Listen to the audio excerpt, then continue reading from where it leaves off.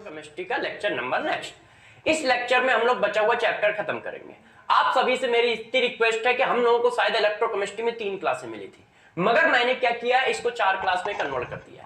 तो हम लोगों का 1 क्लास का बैकलॉग आ जाएगा, तो उसका लेक्चर आपको संडे को मिल सकता है। ठीक है, बैकलॉग नहीं आने देंगे, जी जान लगा के पढ़ाएंगे। जो भी बैकलॉग आएगा उसको संडे को या किसी दिन डाल के कंप्लीट करेंगे। तो मेरी कोशिश होगी कि मैं संडे को एक एक्स्ट्रा लेक्चर डाल दूं, या हो सकता है वो संडे से पहले भी आ जाएगा।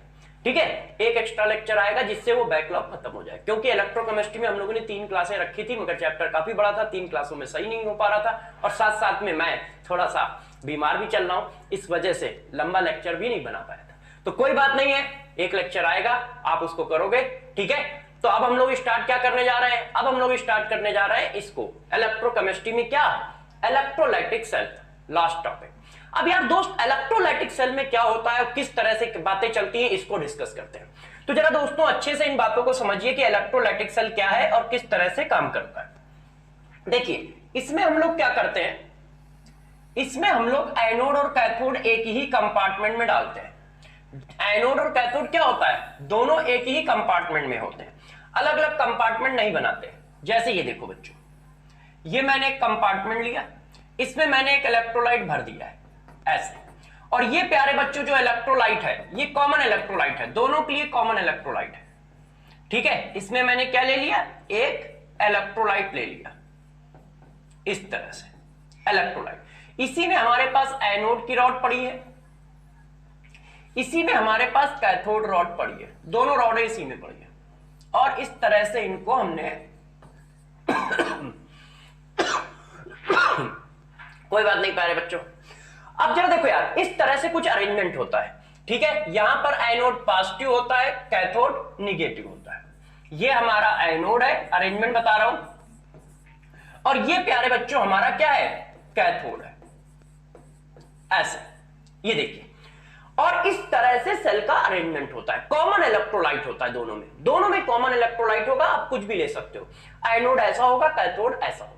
अब होता क्या है, गौर समझिए, यहां पर इलेक्ट्रोलाइटिक सेल का काम क्या था, इलेक्ट्रोलाइटिक सेल का काम था इलेक्ट्रिकल एनर्जी को केमिकल एनर्जी में कन्वर्ट करना, इलेक्ट्रिकल एनर्जी को केमिकल एनर्जी में कन्वर्ट करना, ये काम करता था, इलेक्ट्रिकल एनर्जी को केमिकल एनर्जी में कन्वर्ट करता था। जब मेरे दोस्त ये इलेक्ट्रिकल एनर्जी को केमिकल एनर्जी में कन्वर्ट करता है, तो इसका मतलब यहां पर सप्लाई किए जाएंगे इलेक्ट्रॉन, कहां से, बाहर से इलेक्ट्रॉन सप्लाई किए जाएंगे। और जब इलेक्ट्रॉन बाहर से सप्लाई किए जाते हैं तो यहां पर एक रिडॉक्स रिएक्शन होती है, और वो रिडॉक्स रिएक्शन जो होती है वो हमारा इलेक्ट्रोलाइटिक सेल काम करता है। कैसे करता है, इस बात को थोड़ा सा मैं समझाता भी हूं। ठीक है, चलो हम एक कॉमन इलेक्ट्रोलाइट ले लेते हैं, हम इलेक्ट्रोलाइट यूज कर लेते हैं बच्चों, क्या हम लोग यूज कर लेते हैं NaCl का इक्वस सॉल्यूशन। हम इसकी वर्किंग पढ़ा रहे हैं, NaCl का इक्वस सॉल्यूशन इलेक्ट्रोलाइट में यूज कर लेते हैं। ठीक है, अब जरा देखिएगा ये किस तरह से काम करता है और कैसे चलता है। ठीक है मेरे प्यारे बच्चों, तो देखो जरा, सबसे पहले हमारे पास कितने कैटायन है सॉल्यूशन में, सॉल्यूशन में कितने कैटायन है, एक हमारे पास कैटायन है कौन, सोडियम आयन, एक मेरे दोस्त कैटायन कौन है, हाइड्रोजन आयन। दो ही तो कैटायन है, एक कैटायन है सोडियम आयन, एक कैटायन है हाइड्रोजन आयन। हाइड्रोजन आयन कहां से आया, इक्वस सॉल्यूशन है तो वाटर का चयन होगा कि नहीं होगा। अच्छा, एनायन कितने हैं, एनायन मेरे दोस्त कितने हैं, तो यदि एनायन की बात की जाए तो एक Cl आयन है और एक OH आयन है। तो गौर समझिए, कैटायन का क्या होता है, कैटायन भाई प्लस है तो वो इलेक्ट्रॉन ले ही सकता है, तो कैटायन का हमें करना है रिडक्शन, कैटायन का मेरे दोस्त क्या करना है, रिडक्शन, और एनायन का मेरे दोस्त क्या करना है, ऑक्सीडेशन। एनायन का मेरे दोस्त करना है ऑक्सीडेशन, कैटायन का अपने को करना है रिडक्शन। ये रिडॉक्स रिएक्शन करानी है, कैसे करानी है बताता हूं। सबसे पहले क्या होता है, हमारे पास आउटर सर्किट से इलेक्ट्रॉन आते हैं ऐसे, जब आउटर सर्किट से इलेक्ट्रॉन आएंगे तो प्लेट को मिलेंगे, प्लेट को मिलेंगे तो प्लेट कैसी हो जाएगी, निगेटिव। अब लगातार जब प्लेट को इलेक्ट्रॉन मिल रहे होंगे तो प्लेट होती जाएगी निगेटिव, और जो इलेक्ट्रॉन आ रहे हैं वो भी निगेटिव है, तो ये भी निगेटिव, ये भी निगेटिव, तो एक दूसरे को रिपल करने लगेंगे, और एक दूसरे को रिपल करेंगे तो प्रोसेस बंद होने लगेगा। ठीक है, तो क्या होता है, रॉड इलेक्ट्रॉन छोड़ती है किसमें, सॉल्यूशन में, ऐसे। जब रॉड ने इलेक्ट्रॉन सॉल्यूशन में छोड़े तो तो उसको कौन लेगा, इलेक्ट्रॉन को कौन लेता है, कैटायन। तो कैटायन का रिडक्शन हो जाता है कुछ इस तरह से, 2 हाइड्रोजन आयन 2 इलेक्ट्रॉन गेन करके हाइड्रोजन गैस बना देंगे इस तरह से, और रिडक्शन हो रहा है तो इसका नाम क्या रख दोगे, कैथोड, ऐसे। अब ये प्रोसेस हो गया, बात को समझिएगा। अब क्या हुआ, कहानी जरा समझो। कैटायन का हमारा रिडक्शन हो गया कुछ इस तरह से। अब आगे की कहानी बताता हूं कि वो कैसे काम करती है। जब यहां पे इलेक्ट्रॉन आते रहेंगे तो यार यहां पे इलेक्ट्रॉन कम हो जाएंगे, वो कहां से निकल के आते हैं, फिर ये वाली रॉड इलेक्ट्रॉन देती है ऐसे। जब ये वाली रॉड इलेक्ट्रॉन देती है तो इस पर कैसा चार्ज आ जाता है, प्लस। अब लगातार प्लस आता रहेगा तो प्लस बहुत बढ़ जाएगा, तो इलेक्ट्रॉन लूज नहीं होंगे, इलेक्ट्रॉन लूज नहीं होंगे तो भी प्रोसेस बंद हो जाएगा।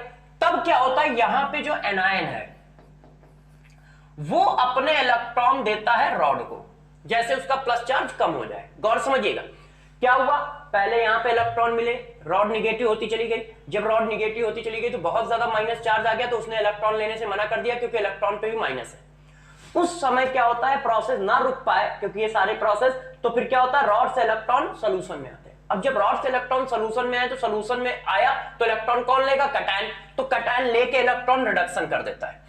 कैटायन क्या लेके, देखो यहां लिख देता हूं, कैटायन लेके इलेक्ट्रॉन रिडक्शन कर देता है। इस तरह से उसने क्या कर दिया है, रिडक्शन कर दिया है। यहां से हटा देता हूं ऐसे, और जहां पर रिडक्शन हो गया उसी का नाम क्या रख दिया जाता है, कैथोड।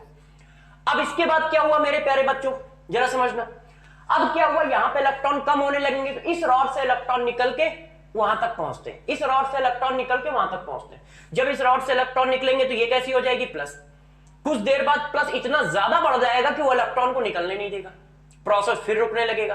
तब क्या होता है, सोल्यूशन का एनायन अपने इलेक्ट्रॉन रॉड को देता है, और सोल्यूशन का एनायन अपने इलेक्ट्रॉन रॉड को दे रहा है। इसका मतलब क्या हो रहा है, सोल्यूशन का एनायन अपने इलेक्ट्रॉन, देखो ये रॉड को दिए उसने, सोल्यूशन का एनायन अपने इलेक्ट्रॉन रॉड को किस मेथड से देता है, ऑक्सीडेशन करके, -1 से 0, ठीक है, ऑक्सीडेशन।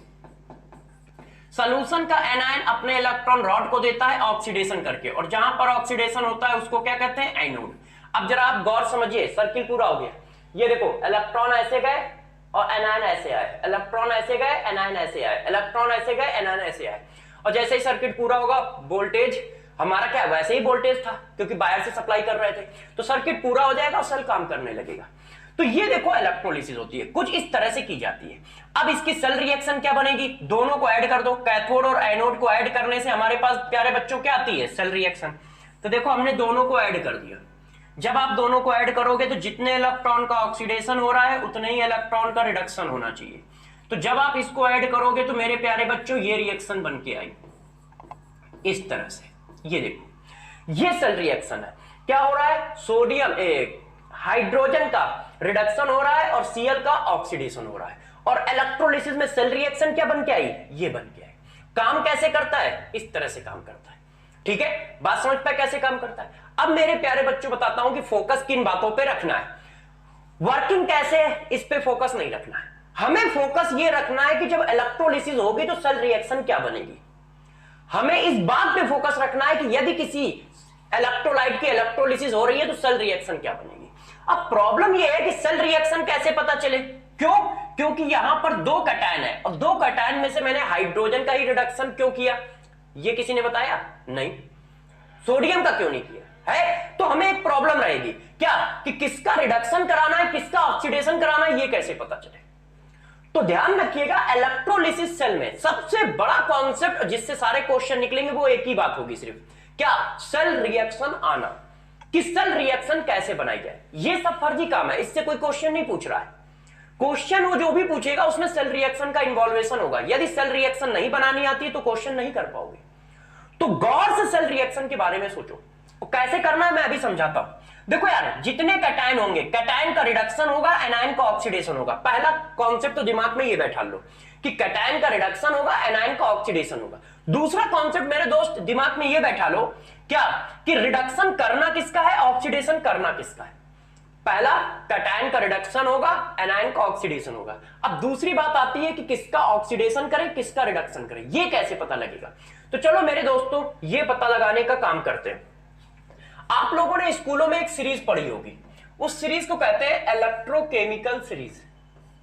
इलेक्ट्रोकेमिकल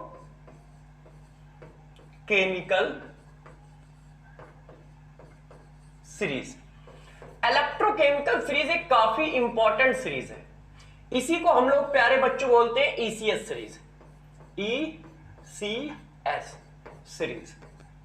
अब ये जो ईसीएस सीरीज है, इस पर हमें फोकस रखना है कि किस तरह से चीजें बनेंगी। तो गौर समझो, ये होती क्या है, ये अरेंजमेंट किसका है, ठीक है, ये है arrangement of standard reduction potential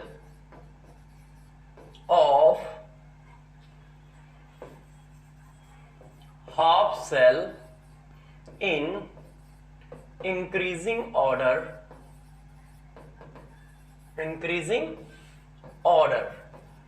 with respect to hydrogen half cell। जरा देखो ये क्या बातें हैं, इन बातों को समझाता हूं, ठीक है। जरा देखो, जो ईसीएस सीरीज है हमारी, वो जो है स्टैंडर्ड स्टैंडर्ड रिडक्शन पोटेंशियल की इंक्रीजिंग ऑर्डर की सीरीज है। स्टैंडर्ड रिडक्शन पोटेंशियल की इंक्रीजिंग ऑर्डर की सीरीज है। स्टैंडर्ड रिडक्शन पोटेंशियल की कैसी, इंक्रीजिंग ऑर्डर की सीरीज है। इंक्रीजिंग ऑर्डर की सीरीज है, ठीक है। इस बात को जरा पहले समझो। एनसीईआरटी में डिक्रीजिंग ऑर्डर में लिखी गई है, मगर हम लोग इंक्रीजिंग ऑर्डर में लिखते हैं क्योंकि वो हमें ज्यादा सूट करती है। ध्यान रखिएगा, एनसीईआरटी में डिक्रीजिंग ऑर्डर लिखा गया है, मगर हम वो लिखते हैं जो हमें सूट करता है। हमें इंक्रीजिंग ऑर्डर ज्यादा सूट करता है, उससे क्वेश्चन हम लोग इजीली बना पाते हैं। तो जरा देखो, स्टैंडर्ड रिडक्शन पोटेंशियल के इंक्रीजिंग ऑर्डर की सीरीज है। पहला पॉइंट तो ये है, इसका मतलब डाउन द ग्रुप, मतलब अलोंग द सीरीज या डाउन द सीरीज हमारा क्या होगा, स्टैंडर्ड रिडक्शन पोटेंशियल इंक्रीज कर रहा होगा। और ये जो स्टैंडर्ड रिडक्शन पोटेंशियल मेजर किया गया है, वो हाइड्रोजन हाफ सेल को रेफरेंस इलेक्ट्रोड मान के मेजर किया गया है। रेफरेंस इलेक्ट्रोड मान के मेजर किया गया है। ये बात क्या है, इस बात को समझाता हूं। देखो, आप लोगों ने फिजिक्स में पढ़ा है कि एब्सोल्यूट वोल्टेज कभी मेजर नहीं कर सकते हो, हमेशा हम डिफरेंस मेजर करते हैं। हमेशा आप क्या मेजर करते हो, डिफरेंस। एब्सोल्यूट वोल्टेज मेजर नहीं किया जा सकता, आप हमेशा डिफरेंस लिखते हो, वोल्टेज डिफरेंस। उसी तरह से केमिस्ट्री भी है। तो यार एब्सोल्यूट हाफ सेल का पोटेंशियल आप नहीं निकाल सकते हो। हम क्या करते हैं, किसी भी हाफ सेल का पोटेंशियल किसी के रिस्पेक्ट में निकालते हैं। तो ये जो सीरीज बनाई गई है, इस सीरीज में एक सेल हमने फिक्स कर दिया, हाइड्रोजन सेल, और दूसरे कंपार्टमेंट का हाफ सेल चेंज करते रहे। एक तरफ हाइड्रोजन फिक्स है और दूसरे का हम क्या करते रहे, चेंज करते रहे। कभी मैंने कॉपर लगाया, कभी सिल्वर लगाया, कभी निकल लगाया, कभी क्रोनियम लगाया, ऐसे करते गए। और हाइड्रोजन का स्टैंडर्ड इलेक्ट्रोड पोटेंशियल हम लोगों ने 0 एज्यूम कर रखा है, ये मैंने पीछे पढ़ाया है। तो उससे क्या होता है, यदि आपने ई सेल निकाला, जरा गौर से मेरी बात समझिएगा, मैंने निकाला ई सेल इक्वल टू, तो हमारे पास फार्मूला क्या है, E cell reduction potential of cathode minus E cell reduction potential of anode, है ना। ऐसा ही तो फार्मूला है। अब जरा बताओ, यदि इनमें से एक वैल्यू 0 हो, तो जो ई सेल की वैल्यू होगी वही तो दूसरे की वैल्यू होगी। क्यों, standard electrode potential of hydrogen half cell हमने क्या जूम कर रखा है, 0। Standard electrode potential of hydrogen half cell हमने क्या जूम कर रखा है दोस्त, 0। तो यदि इनमें से एक वैल्यू 0 है, क्योंकि एक हाफ सेल कौन है, हाइड्रोजन, हम कॉम्बिनेशन क्या बना रहे हैं, हम सेल कॉम्बिनेशन ये बना रहे हैं। एक हाफ सेल हमारा हाइड्रोजन है और दूसरा हमारा वेरिएबल है। दूसरा हमारा क्या है, वेरिएबल है। कभी हम उस जगह पे जिंक का हाफ सेल लगाते हैं, कभी हम उस जगह पे एल्युमिनियम का हाफ सेल लगाते हैं, कभी हम उस जगह पे, ठीक है, कॉपर का हाफ सेल लगाते हैं। तो एक हाफ सेल वैल्यू कांस्टेंट है, और ये जो हाफ सेल कांस्टेंट है, इसका ऑक्सीडेशन और रिडक्शन पोटेंशियल दोनों हम लोगों ने एज्यूम कर रखा है 0। ये देखो, चाहे वो ऑक्सीडेशन हो या रिडक्शन, ये हमने एज्यूम कर रखा है। तो अब बताओ, जो सेल की वैल्यू आएगी वही तो इसकी वैल्यू आएगी, क्योंकि ये तो 0 ही है भाई। जो सेल की वैल्यू आएगी वही इसकी वैल्यू आएगी। इस तरह से हमने क्या किया, सभी हाफ सेल के पोटेंशियल निकाल लिए और उनकी एक सीरीज बना दी। उस सीरीज को ही इलेक्ट्रोकेमिकल सीरीज कहते हैं। बात समझ में इलेक्ट्रोकेमिकल सीरीज कैसे बनाएगी? एक सेल मैंने बनाया, गैल्वेनिक सेल बनाया, उसमें एक कंपार्टमेंट फिक्स कर दिया हाइड्रोजन का, दूसरा कंपार्टमेंट हम चेंज करते चले गए, और जब भी ऐसा करते हैं तो हम सेल पोटेंशियल निकालते चले गए, स्टैंडर्ड सेल पोटेंशियल। जब आप सेल पोटेंशियल निकालोगे तो एक तो हाइड्रोजन है दोनों में से, तो एक की वैल्यू हमेशा 0 रहेगी, तो इसका मतलब जो सेल पोटेंशियल आएगा वही दूसरे हाफ सेल का पोटेंशियल आएगा, और दूसरे हाफ सेल का पोटेंशियल हमें मिलता गया, कभी ऑक्सीडेशन कभी रिडक्शन। ऑक्सीडेशन मिल जाए तो रिडक्शन अपने आप निकाल लोगे, मैंने अभी पीछे पढ़ाया था। तो फिर उस जो जितने सारे वोल्टेज आ गए उनकी एक इंक्रीजिंग ऑर्डर की सीरीज बना दी, उसी को कहते हैं इलेक्ट्रोकेमिकल सीरीज। और इलेक्ट्रोकेमिकल सीरीज किसके रिस्पेक्ट में है? उसका रेफरेंस इलेक्ट्रोड कौन है? हाइड्रोजन। ये जितने भी पोटेंशियल आ रहे हैं ये सब हाइड्रोजन के रिस्पेक्ट में आ रहा है। इतनी बात क्लियर हुई? अब बात है ये सीरीज काम क्या करती है और ये सीरीज होती क्या है। तो चलो दोस्तों आपको सीरीज पढ़ाते हैं कि ये सीरीज क्या होती है। जनरली हमें सीरीज का काम है, मगर कैसे कैसे सीरीज याद रखनी है ये बहुत टेंशन की बात है। तो जरा देखो, आपको सीरीज याद रखना सिखाता हूं, ठीक है? सीरीज याद रखना सिखाता हूं क्योंकि बहुत इंपॉर्टेंट सीरीज है, हमें याद होनी चाहिए। तो सभी प्यारे बच्चों को सीरीज याद रखना सिखाता हूं। तो सीरीज याद रखने के लिए एक कहानी सुनाता हूं। कहानी क्या है जरा समझो। क्या था? 3 फ्रेंड थे। इस कहानी को सुनोगे अपने आप सीरीज याद हो जाएगी। कौन थे? 3 फ्रेंड थे। लोगों ने कहा कौन से 3 फ्रेंड थे? बाबा साइकिल। बाबा साइकिल को जानते होगे, यदि नहीं जानते तो मैं थोड़ा सा इंट्रोड्यूस कर देता हूं, ठीक है? चंडीगढ़ और पटियाला में, चंडीगढ़ और पटियाला दोनों जगह पे रहते थे, बिल्कुल गंजे हैं वो, आप नेट पे सर्च मारोगे मिल जाएगा। बाबा साइकिल पॉप गाते थे, गाने गाते हैं ना, पॉप वाले, ठीक है ना? तो जरा देखो, बाबा साइकिल, कुमार सानू, कुमार सानू आप जानते हैं हमारे सिंगर हैं, और मोहम्मद अली, मोहम्मद अली आप जानते हैं यूएस के बॉक्सर है, अब बेचारे नहीं रहे, ठीक है? बहुत वर्ल्ड फेमस बॉक्सर है। तो कुमार सानू, मोहम्मद अली और बाबा साइकिल 3 फ्रेंड थे। कहानी क्या है? 3 फ्रेंड थे मेरे दोस्त। क्या?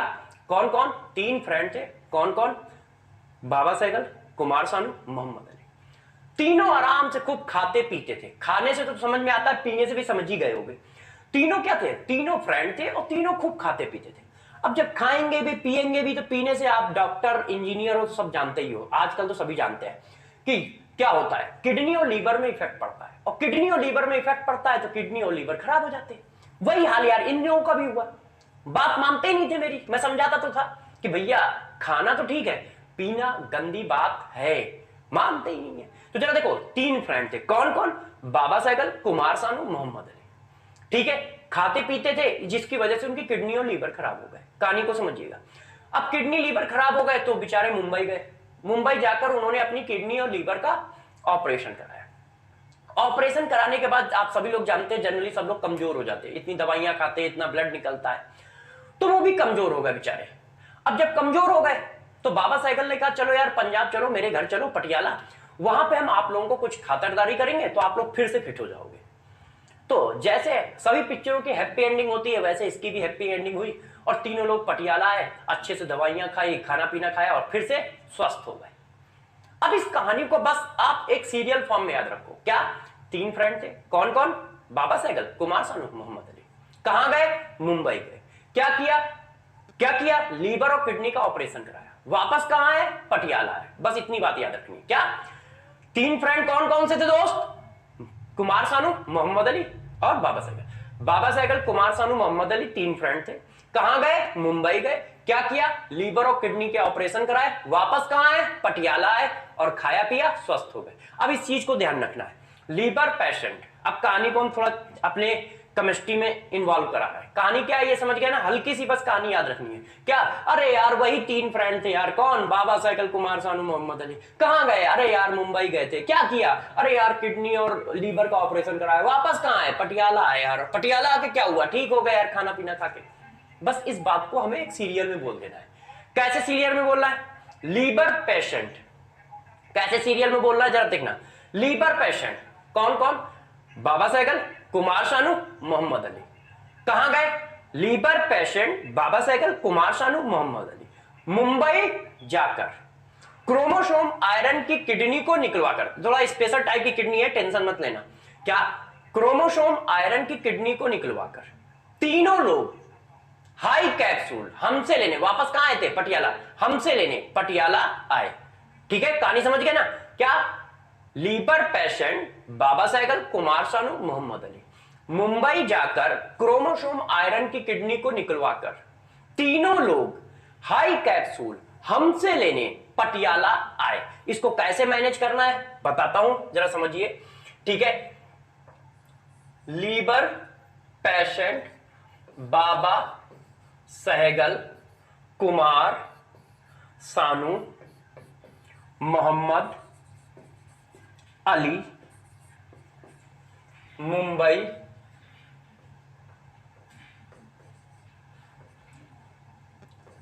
जाकर क्रोमोसोम आयरन की किडनी को सीओ है ये कोबाल्ट को निकलवाकर तीनों लोग हाई कैप्सूल हमसे लेने, हाई कैप्सूल सिल्वर का हमसे लेने, एक मिनट, हाई कैप्सूल सिल्वर का, आई थिंक हाई कैप्सूल हमसे लेने सिल्वर का पटियाला आए। अब जरा देखो यार, ये सीरीज है। अब इसको थोड़ा सा रंग में कन्वर्ट करते हैं, जरा ध्यान दीजिएगा। मैं बोलता जा रहा हूं, आप लोग स्क्रीन को रोक के या घर में अच्छे से लिख लीजिएगा। ठीक है, यहां पर इतना थोड़ा टाइम कम है। देखो, लीवर मतलब एलाई है ना, लीवर। थोड़ा सा सेटिंग का ध्यान रखिएगा यार, केमिस्ट्री चल रही है ना, तो थोड़ा सेटिंग ध्यान रखिएगा। और वैसे भी सेटिंग करने में तो तुम लोग माहिर ही हो यार, है ना। करते ही क्या हो, सेटिंग ही तो करते हैं। पढ़ाई में सेटिंग, स्कूल जाने में सेटिंग, बाकी चीजों में भी सेटिंग। तो जरा देखिए, सेटिंग कर लीजिएगा। तो देखो, लीवर पेशेंट मतलब पोटेशियम, लीवर पेशेंट बाबा बीए सहगल एसआर। और ध्यान रखना भैया, सीरियल से ही नाम आने चाहिए, नाम ऊपर नीचे मत कर देना। बाबा सहगल कुमार सानू मोहम्मद अली, यही सीरियल होना चाहिए, क्योंकि केमिस्ट्री चल रही है। और बेसिक क्या है, 3 फ्रेंड थे, बाबा सहगल कुमार सानू मोहम्मद अली, मुंबई गए, किडनी और लीवर का ऑपरेशन कराया, वापस चले आए पटियाला। बस इसी बात को बार बार हम लोगों को एक अच्छे से बस याद रखना है, सिंपल फॉर्म में। लीवर पेशेंट बाबा सहगल कुमार सानू मोहम्मद अली, लीवर पेशेंट बाबा सहगल, एक बार आराम आराम बोल दे रहा हूं जैसे आप लिख पाए घर में। लीवर पेशेंट बाबा सहगल कुमार सानू मोहम्मद अली, लीवर पेशेंट बाबा सहगल कुमार सानू मोहम्मद अली। कहां गए, मुंबई जाकर, जेडन है बेटा दोस्त, क्रोनियम नहीं है, जाकर क्रोमोसोम आयरन की किडनी को निकलवाकर, स्पेशल टाइप की किडनी है, मुंबई जाकर क्रोमोसोम आयरन की किडनी को निकलवाकर। हिंदी में लिखिएगा, हिंदी में लिखोगे तो ज्यादा मैचिंग आएगी। ठीक है, इंग्लिश में नहीं, हिंदी में लिखिएगा। मुंबई जाकर क्रोमोसोम आयरन की किडनी को निकलवाकर, तीनों का मतलब होता है तीन का मतलब होता है एसएन, तीन का मतलब एसएन, लोग मतलब लेड, तीनों लोग हाई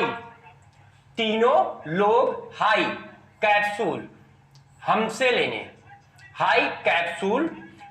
लेने सिल्वर का पटियाला आए। हाई कैप्सूल हमसे लेने सिल्वर का पटियाला आए।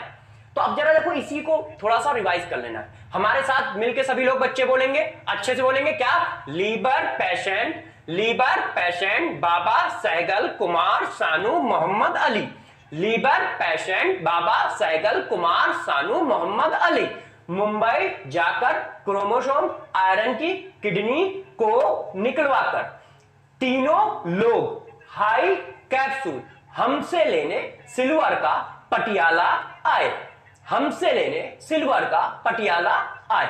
लीवर पेशेंट बाबा सहगल कुमार सानू मुंबई जाकर क्रोमोसोम आयरन की किडनी को निकलवाकर, तीनों लोग हाई कैप्सूल हमसे लेने पटियाला आए।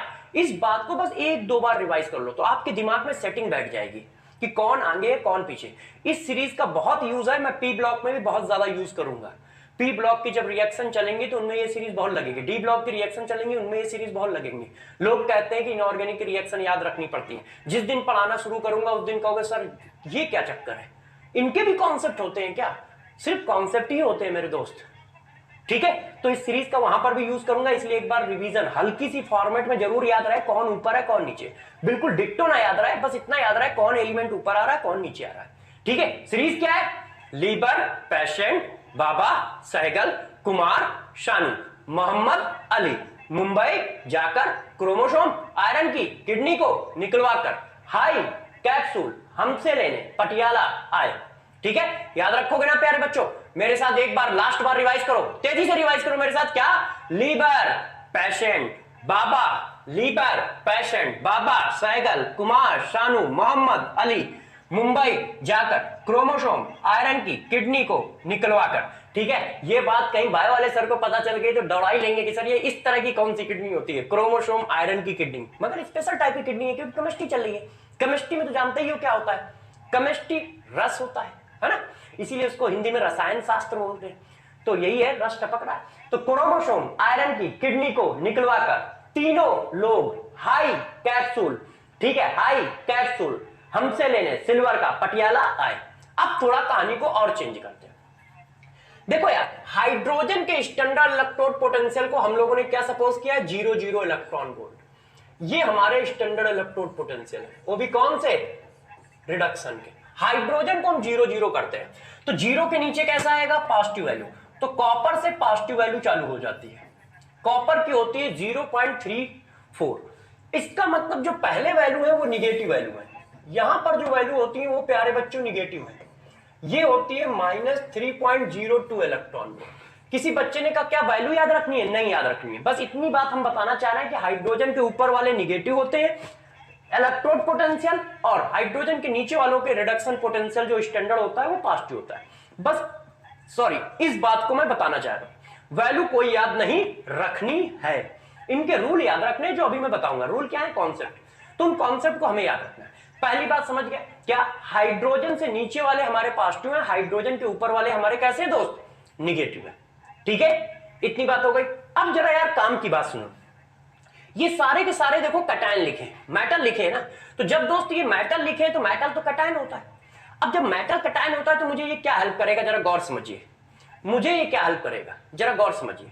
मैंने अभी आपको बताया था, गौर देखिएगा, मैंने अभी आपको बताया था कि कटायन का रिडक्शन होगा, और कटायन हमेशा सॉल्यूशन में एक से ज्यादा ही होंगे, एक हो सकते हैं, 2 हो सकते हैं, 3 हो सकते हैं, 10 हो सकते हैं। तो जब कटायन हमेशा एक से ज्यादा होंगे तो हमें कैसे पता चलेगा किसका रिडक्शन करना है? तो दोस्त हमें ऐसे पता चलेगा जो सीरीज में नीचे होगा उसका रिडक्शन होगा। तो नोट नंबर 1, ओ सॉरी क्वेश्चन आ गया, नोट नंबर 1, ठीक है, हमेशा ध्यान रखना। नोट नंबर 1, जो सीरीज में नीचे होगा उसका हमें क्या करना है दोस्त? रिडक्शन करना है। नीचे होगा उसका क्या करोगे? Always reduction. जो सीरीज में नीचे होगा उसका रिडक्शन करना है। तो इनडायरेक्टली ये बात प्रूफ हो जाती है जो ऊपर होगा उसका ऑक्सीडेशन करना है। इनडायरेक्टली क्या प्रूफ हो जाती है? जो सीरीज में ऊपर होगा उसका ऑक्सीडेशन करना है। मगर आधा पार्ट याद रखो, जो सीरीज में ऊपर होगा उसका क्या, जो सीरीज में नीचे होगा उसका क्या करना है दोस्त? रिडक्शन करना है। जो सीरीज में नीचे होगा उसका रिडक्शन करना है।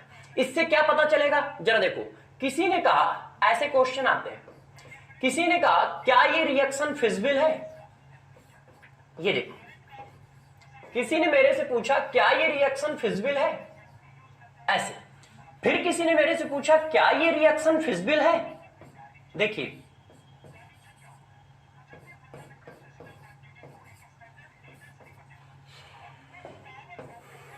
थोड़ा अच्छे से लिख देता हूं, क्या ये रिएक्शन फिजिबल है मेरे दोस्त?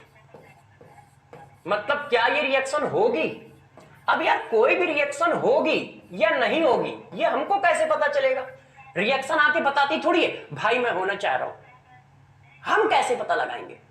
तो हम कैसे पता लगाएंगे? जरा देखो, ये सारी रिएक्शन मेरे दोस्त रिडॉक्स रिएक्शन है। चेक करो, 0 + 2 + 2 0, 0 + 1 + 2 0, ये सभी की सभी रिडॉक्स रिएक्शन है कि नहीं दोस्त? अब रिडॉक्स रिएक्शन है तो रिडॉक्स रिएक्शन को होने के लिए रिडॉक्स रिएक्शन को होने के लिए डेल्टा जी हमारा कैसा होना चाहिए, निगेटिव होना चाहिए। और डेल्टा जी निगेटिव होने का मतलब ई सेल कैसा होना चाहिए, पॉजिटिव होना चाहिए। तभी तो रिएक्शन होगी ना, स्पॉन्टेनियस होगी ना मेरे दोस्त। और जब रिएक्शन स्पॉन्टेनियस होगी तभी होगी, है कि नहीं। तो गौर समझिए, जो नीचे वाला होता है यदि उसका रिडक्शन हो रहा है तो ऑलवेज सेल पॉजिटिव आता है और डेल्टा जी निगेटिव आता है। तो इसको हम लोगों ने एक समराइज कर दिया है, क्या, इस कॉन्सेप्ट से, जो नीचे है बस उसका रिडक्शन करो। चला चेक करना कौन नीचे है, कॉपर और जेडन में कौन नीचे है। जेडन का देखो रिडक्शन हो रहा है, सॉरी कॉपर का रिडक्शन हो रहा है। यदि कॉपर नीचे है तो फिर ये रिएक्शन फिजिबल है। और हमें कैसे पता चलेगा, हमें बस ऊपर नीचे याद रखना है। तो सीरीज यदि थोड़ा बहुत इधर उधर भी हो जाती है तो कोई फर्क नहीं पड़ता है। कैसे, चेक करो, लीबर, पेशेंट, बाबा, सहगल, कुमार, सानू, मोहम्मद अली, मुंबई, जाकर, जाकर, जाकर है, जेडन आ गया, जाकर, जेडन, जेडन यहां पे है, जेडन पहले मिला, क्या, लीबर, पेशेंट, बाबा, सहगल, कुमार, सानू, मोहम्मद अली, मुंबई, जाकर, जेडन मिल गया। इसका मतलब कॉपर नीचे होगा क्योंकि जेडन पहले आया है कि नहीं। और कॉपर नीचे है, मुंबई, जाकर, क्रोमोसोम, आयरन की किडनी को निकलवाकर, ये देखो जेडन यहां है, क्रोमोसोम, आयरन की किडनी को निकलवाकर, हाई तीनों लोग हाई कैप्सूल, कॉपर यहां है। तो कॉपर क्या है, सीरीज में नीचे है ना, सीरीज ऐसे जा रही है, मेरे पास जगह नहीं है इसलिए हम पैरेलल में लिख रहे हैं। कोई बच्चा ऐसे ही मत लिखे, इसको चिपका के यहां उठा के यहां लगाओ, उसको वहां से उठाइए और सबसे नीचे जाके लगाइए, ठीक है। तो सबसे नीचे कौन है, कॉपर। जेडन और कॉपर में कौन नीचे है, कॉपर। और यदि मेरे दोस्त कॉपर नीचे है तो इसका मतलब क्या हुआ, ये रिएक्शन फिजिबल है, ये रिएक्शन फिजिबल है, मतलब ये रिएक्शन होगी, पॉसिबल है, पॉसिबल है, ये रिएक्शन होगी। क्यों होगी, क्योंकि रूल के हिसाब से नीचे वाले का क्या होना चाहिए, रिडक्शन, और वो हो रहा है। अब इसमें आ जाओ, सिल्वर है, कॉपर है। अब मेरे दोस्त बताओ रिडक्शन किसका हो रहा है, कॉपर का। तो कॉपर नीचे है या सिल्वर, हाई कैप्सूल, कॉपर आ गया, कैप्सूल कॉपर है, सिल्वर हाई कैप्सूल, हमसे लेने सिल्वर का, सिल्वर नीचे है। तो यदि सिल्वर नीचे है तो रूल के हिसाब से सिल्वर का रिडक्शन होना चाहिए। क्या मेरे दोस्त सिल्वर का रिडक्शन है, नहीं, सिल्वर का तो ऑक्सीडेशन है। इसका मतलब क्या हुआ, रिएक्शन इज नॉट पॉसिबल, है ना, ये रिएक्शन पॉसिबल नहीं है, ये रिएक्शन पॉसिबल नहीं है, इसकी अपोजिट रिएक्शन पॉसिबल है, क्योंकि अपोजिट रिएक्शन में सिल्वर का रिडक्शन हो रहा है, नीचे वाले का रिडक्शन होगा, ऊपर वाले का ऑक्सीडेशन होगा। ये बात कंफर्म हो जाती है। तो मैंने बस एक आधा पॉइंट लिखा कि नीचे वाले का रिडक्शन होगा, तो इनडायरेक्टली पता चल जाना चाहिए कि रिडॉक्स रिएक्शन चल रही है तो नीचे वाले का रिडक्शन होगा तो ऊपर वाले का ऑक्सीडेशन होगा। ये तो हमें कॉमन सेंस से पता कर लेना है। और इसमें तो तुम बहुत माहिर हो, इशारा करो नहीं कि समझ लेते हो तुम लोग, है कि नहीं। तो जब इशारे में इतनी बातें समझ लेते हो तो इशारे में ये कॉन्सेप्ट भी समझ लेना कि नीचे वाले क्या है दोस्त, रिडक्शन, ऊपर वाले क्या होगा, ऑक्सीडेशन।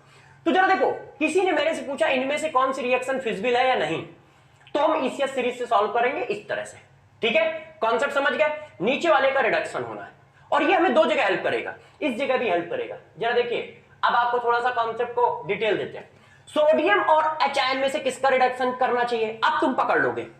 जरा बताओ, सोडियम और एच दोनों मेटल है, दोनों कैटायन है, सॉरी दोनों कैटायन है। अब कैटायन में किसका रिडक्शन करना है, जो नीचे हो। जरा बताना, सोडियम नीचे होता है कि एचायन, तो तुम पकड़ लोगे क्या, लीबर, पेशेंट, बाबा, सैगल, कुमार, सानू, सानू मतलब सोडियम, सोडियम ऊपर, तो बस सोडियम का रिडक्शन नहीं हो सकता, हाइड्रोजन नीचे, हाइड्रोजन का रिडक्शन कर दो। इसी वजह से मैंने उठा के हाइड्रोजन का रिडक्शन कर दिया था, इसी वजह से इस जगह पे उठा के मैंने क्या किया दोस्त, हाइड्रोजन का रिडक्शन कर दिया।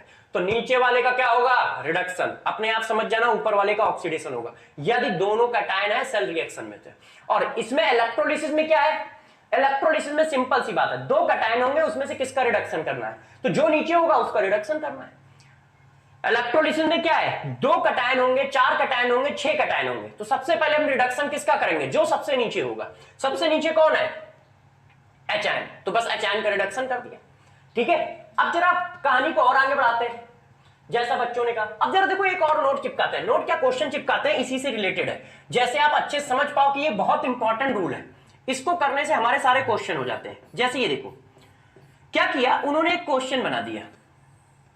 उनका कहना है कि यार हमारे पास एक इलेक्ट्रोलाइटिक सेल है, ऐसे, ये एक उनका इलेक्ट्रोलाइटिक सेल है, इस तरह से, इस तरह से, ये। और इस इलेक्ट्रोलाइटिक सेल में पड़ा क्या है, इलेक्ट्रोलाइट मिक्सचर पड़ा है। किसका मिक्सचर पड़ा है, इलेक्ट्रोलाइट मिक्सचर पड़ा है। वो इलेक्ट्रोलाइट मिक्सचर किस चीज का है, जरा ध्यान दीजिए। उन्होंने कहा यार इसमें इतने सारे कंपाउंड है, कौन कौन है, उन्होंने बताया जिंक सल्फेट है। मैंने कहा ठीक है, आप कह रहे हो तो मान लेते हैं। कॉपर सल्फेट है, मैंने कहा ठीक है यार अच्छी बात है। निकल सल्फेट है, मैंने कहा वेरी गुड। फिर कहते हैं बेरियम सल्फेट भी है। इतने सारे हैं। अब वो पूछ रहे हैं बताओ सबसे पहले डिपॉजिट कौन होगा। ये मैंने अभी डिपॉजिट टर्म यूज किया है जो अभी बताया नहीं। डिपॉजिट का मतलब रिडक्शन। तो उन्होंने पूछा कि सबसे पहले रिडक्शन कौन होगा, या रिडक्शन का ऑर्डर बताओ। ऑर्डर ऑफ रिएक्शन लगाइए, ऑर्डर ऑफ रिडक्शन, किसका रिडक्शन पहले होगा, या ऑर्डर ऑफ डिपोजिशन लगाइए, ऑर्डर ऑफ डिपोजिशन। दोनों बात एक ही है, सबसे पहले रिडक्शन किसका होगा। इतने सारे मेटल पड़े हैं, तो इस क्वेश्चन में कौन कौन मेटल पड़ा है मेरे दोस्त। तो जैसे ही आपने क्वेश्चन देखा तो आपने कहा सर यार इसमें तो बहुत सारे मेटल आयन है। कौन है, Zn है, और कौन है, कॉपर है, और कौन है, निकल है, और कौन है, बेरियम है। मगर इस जोश में तुम एक बात भूल गए होगे कि HN भी तो है, इक्वस सोल्यूशन है। तो अब बताओ किसका रिडक्शन पहले होगा। तो भैया जो सबसे नीचे है उसका सबसे पहले होगा, इसमें टेंशन कहां नहीं है। अब इन सब में सबसे नीचे कौन है, तो यार सिंपल सी बात है, हाइड्रोजन के नीचे कौन कौन है, हाई कैप्सूल, हमसे लेने सिल्वर का पटियाला आय, ये सब पॉजिटिव इलेक्ट्रोड पोटेंशियल लगते हैं, ये नीचे। तो सबसे नीचे कौन है, बस सीरीज याद करते जाओ। सीरीज कैसे, लीबर, पेशेंट, बाबा, सहगल, कुमार, सानू। सोडियम है क्या, नहीं है। मोहम्मद, अली, बाबा अच्छा मिल गया, लीबर, पेशेंट, बाबा, बाबा मिल गया, ये सबसे ऊपर है। इसका मतलब इसका रिडक्शन तो सबसे लास्ट में होना है। आंसर यहां लिख देता हूं, इसका रिडक्शन तो सबसे लास्ट में होना है। लीबर, पेशेंट, बाबा, बाबा आ गया, ठीक है, बाबा, सहगल, कुमार, सानू, ठीक है, कुमार, सानू, मोहम्मद, अली, ठीक है, मुंबई जाकर जेडन आ गया। इसके बाद जेडन का रिडक्शन होगा, मुंबई जाकर जेडन आ गया। क्रोमोसोम, आयरन की किडनी को निकलवाकर निकल आ गया, निकल, निकलवाकर हाई कैप्सूल, सॉरी निकलवाकर तीनों लोग हाई कैप्सूल, कैप्सूल कॉपर आ गया, कैप्सूल कॉपर आ गया। हमसे देखो एक गड़बड़ हो गई, आप लोगों ने शायद पकड़ा नहीं मेरे को, ठीक है। ऑर्डर में क्या है, देखिए ऑर्डर में आया सबसे पहले कौन, ये। इससे ज्यादा जल्दी रिडक्शन कौन करेगा, जेडन। जेडन से भी पहले कौन रिडक्शन करेगा, निकल। निकल से भी पहले कौन करेगा, हाइड्रोजन और कॉपर। क्यों, हाई हाइड्रोजन आ गया, फिर कॉपर। इसका मतलब सबसे पहले रिडक्शन कौन करेगा, सबसे फर्स्ट रिडक्शन जो होगा मेरे दोस्त, वो सबसे पहले रिडक्शन ये करेगा, कॉपर। सेकंड नंबर में रिडक्शन इसका होगा जब सारा कॉपर खत्म हो जाएगा, और फिर भी तुम करंट दे रहे हो तो कोई ना कोई तो रिड्यूस होगा ही। तो जब सारा कॉपर खत्म हो गया फिर भी करंट दोगे तो हाइड्रोजन रिड्यूस होगा। हाइड्रोजन किसमें कन्वर्ट होगा, हाइड्रोजन गैस में। और जब सारा हाइड्रोजन खत्म हो जाएगा फिर भी तुम करंट देते जा रहे हो तो फिर निकल रिड्यूस होगा। और सारा निकल खत्म हो जाएगा फिर भी तुम देते जा रहे हो तो कौन रिड्यूस होगा, जेडन रिड्यूस होगा। और फिर भी यदि तुम देते जा रहे हो तो बेरियम, नहीं तो फिर नहीं, क्योंकि बेरियम लास्ट है। ये देखो, तो ऐसे क्वेश्चन आएंगे कि रिडक्शन का ऑर्डर बताओ, वो भी इसी रूल से निकलेंगे, वो भी मेरे दोस्त इसी रूल से निकलेंगे। समझ पाए कि रिडक्शन सबसे फास्ट किसका होगा, सबसे पहले किसका होगा, जेडन कॉपर का। और किसी ने कहा सर कैसे, तो नीचे वाले का सबसे पहले रिडक्शन होता है, जो सीरीज में नीचे होगा उसका रिडक्शन पहले होगा, ठीक है।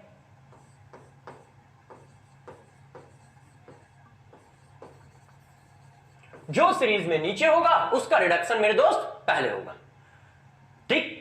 तो ये हमें बहुत हेल्प करेगा इलेक्ट्रोकेमिस्ट्री की रिएक्शन लिखने में, इलेक्ट्रोलिसिस की रिएक्शन लिखने में हेल्प करेगा।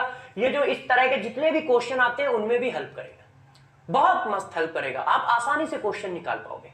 और क्या आता है, और इस सीरीज के बताते हैं कॉन्सेप्ट। देखो नेक्स्ट नंबर का कॉन्सेप्ट इसको समझो जरा, नोट नंबर 2। नोट नंबर 2 क्या है जरा देखिए, रिड्यूसिंग एजेंट करेक्टर। या फिर कोई हमसे ये पूछना चाहता है कि रिड्यूसिंग पावर, देखो इनमें से किसी की भी बात की जाए कि यार रिड्यूसिंग पावर किसकी ज्यादा होगी, रिड्यूसिंग एजेंट करेक्टर किसका ज्यादा होगा, तो बस आप इतनी बात याद रखिएगा, 1 अपॉन स्टैंडर्ड रिडक्शन पोटेंशियल। जिसका दोस्त स्टैंडर्ड रिडक्शन पोटेंशियल, जिसका दोस्त स्टैंडर्ड रिडक्शन पोटेंशियल सबसे कम होगा वो सबसे स्ट्रॉन्ग रिड्यूसिंग एजेंट होगा। या फिर इसी बात को लिख सकते हो ऐसे, स्टैंडर्ड रिडक्शन पोटेंशियल कम होगा तो ऑक्सीडेशन पोटेंशियल क्या होगा, ज्यादा होगा। कभी कभी क्वेश्चन को घुमाने के लिए देते ऑक्सीडेशन पोटेंशियल है और पूछते रिड्यूसिंग एजेंट करेक्टर है, तो बच्चा बेचारा जल्दी जल्दी में जोश जोश में गलत कर देता है। तो इस बात को थोड़ा ध्यान रखें कि कैसे करना है। तो जरा देखो रूल नंबर 2 या नोट नंबर 2, यदि कहीं आपसे पूछते हैं कि यार ये 4 एलिमेंट है, इनके हाफ सेल पोटेंशियल दिए हुए हैं, अब बताओ इसमें से स्ट्रॉन्ग रिड्यूसिंग एजेंट कौन है, तो तुम कैसे पहचानोगे, जिसका स्टैंडर्ड रिडक्शन पोटेंशियल कम होगा वो स्ट्रॉन्ग रिड्यूसिंग एजेंट होगा। तो किसी बच्चे ने कहा सर कैसे, तो मैंने कहा देखो यार जैसे ये क्वेश्चन आ रहा है, एक क्वेश्चन उन्होंने दिया, ठीक है, एक ए एलिमेंट है, एक बी एलिमेंट है, एक सी एलिमेंट है, इनके स्टैंडर्ड रिडक्शन पोटेंशियल हमें दिए हुए हैं, ठीक है। इसका स्टैंडर्ड रिडक्शन पोटेंशियल दिया है 1.52 इलेक्ट्रॉन वोल्ट, इसका स्टैंडर्ड रिडक्शन पोटेंशियल दिया है 0.34 इलेक्ट्रॉन वोल्ट, और इसका स्टैंडर्ड रिडक्शन पोटेंशियल दिया है 3.02 इलेक्ट्रॉन वोल्ट, माइनस का और ये प्लस का है। अब ये कह रहे हैं अरेंज करो reducing agent character, arrange reducing agent character, ये देखो। तो अब बताओ सबसे स्ट्रॉन्ग रिड्यूसिंग एजेंट कौन होगा, जिसका स्टैंडर्ड रिडक्शन पोटेंशियल सबसे कम होगा। तो सबसे कम मेरे दोस्त किसका है, सी का, सी का सबसे कम है, देखो माइनस में लिखा है। तो सबसे ज्यादा स्ट्रॉन्ग रिड्यूसिंग एजेंट करेक्टर कौन है, सी, फिर कौन है, ए, और सबसे लास्ट में कौन रिड्यूसिंग एजेंट करेक्टर होगा, सबसे वीक रिड्यूसिंग एजेंट कौन होगा, बी, क्योंकि उसका सबसे ज्यादा पॉजिटिव है। ऐसे तो इस तरह के क्वेश्चन भी पेपर में हमें मिलेंगे। किसी ने कहा सर रिड्यूसिंग एजेंट करेक्टर निकालने की जगह उसने ऑक्सीडाइजिंग एजेंट करेक्टर पूछ लिया, तो यार दोस्त घबराओ नहीं यार।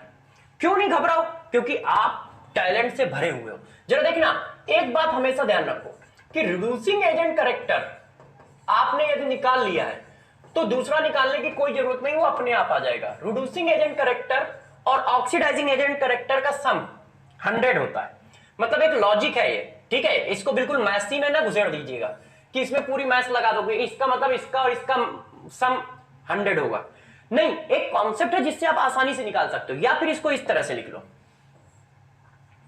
रिड्यूसिंग एजेंट करेक्टर और oxidising agent character inversely proportional होता है, ये देखो ऐसे।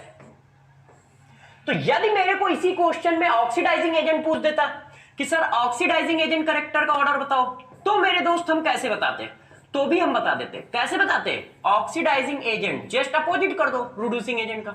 सबसे स्ट्रॉन्ग ऑक्सीडाइजिंग एजेंट कौन, सी, बी, ऐसे। अब आंसर, अच्छा ये तो वही लिख दिया यार जो पहले लिखा था।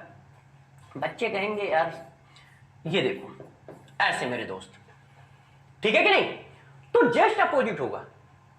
तो हम सिर्फ एक को तैयार करेंगे, दोनों को नहीं तैयार करेंगे यार दोस्त, सॉरी बच्चों, हम किसको तैयार करेंगे, सिर्फ एक को तैयार करेंगे। क्यों, दूसरा उसका रेसिप्रोकल चिपकाएंगे ना। तो रूल नंबर 2, यदि वो पूछता है यार इसमें से स्ट्रॉन्ग ऑक्सीडाइजिंग एजेंट कौन है, स्ट्रॉन्ग रिड्यूसिंग एजेंट कौन है, तो जिसका रिडक्शन पोटेंशियल जितना कम होगा वो उतना ही ज्यादा स्ट्रॉन्ग रिड्यूसिंग एजेंट होगा। इसका मतलब तुम ये बात समझ गए कि ये जो सीरीज है ये रिड्यूसिंग एजेंट करेक्टर की डिक्रीजिंग ऑर्डर की सीरीज है, क्योंकि सबसे ज्यादा निगेटिव इसका है और सबसे ज्यादा पॉजिटिव इसका आएगा। तो इसका मतलब ये सीरीज क्या है, रिड्यूसिंग एजेंट के करेक्टर की डिक्रीजिंग ऑर्डर की सीरीज है, स्टैंडर्ड रिडक्शन पोटेंशियल की इंक्रीजिंग ऑर्डर की सीरीज है, मगर एजेंट रिड्यूसिंग एजेंट करेक्टर की डिक्रीजिंग ऑर्डर की सीरीज है। क्यों, वो दोनों एक दूसरे के रेसिप्रोकल है। जो हमने अरेंज किए ये सीरीज आप अपोजिट भी पढ़ सकते हो, एनसीईआरटी में इसकी अपोजिट लिखी है। हमने जो अरेंज किए वो ये है, और हम अपनी सीरीज के हिसाब से रूल लिख रहे हैं, ध्यान रखिएगा। हमने जो सीरीज अरेंज की है वो ये है और हम अपनी सीरीज के हिसाब से रूल लिख रहे हैं, तो ध्यान रखें। अब कहानी को और आगे बढ़ा लेते हैं। देखो ये बात भी आपको समझ में आई, कौन कैसे रिड्यूस होगा, कौन कैसे ऑक्सीडाइज होगा, है इतनी बात भी आपने कर ली। अब और बातें कर लेते हैं यार, यदि आप चाहते हो तो। इतनी बातें आपको याद रहेंगी, कोई दिक्कत तो नहीं है। अब जरा देखो यार प्यारे बच्चों, अब हम लोग बातों को और आगे बढ़ाते हैं। अब हमें यह पता चल गया कि यार ऑक्सीडेशन किसका करना है, रिडक्शन किसका करना है। अब हम थोड़ा और आगे ले चलते हैं, आपको थोड़ा कॉन्सेप्ट और समझाते हैं। जैसे आप रिडॉक्स रिएक्शन लिखना सीखे इलेक्ट्रोलिसिस में। अब हम इलेक्ट्रोलिसिस में वापस आते हैं और एक हेडिंग डालते हैं जिससे आपको ये आइडिया हो जाए। क्या, देखिए, सेल रिएक्शन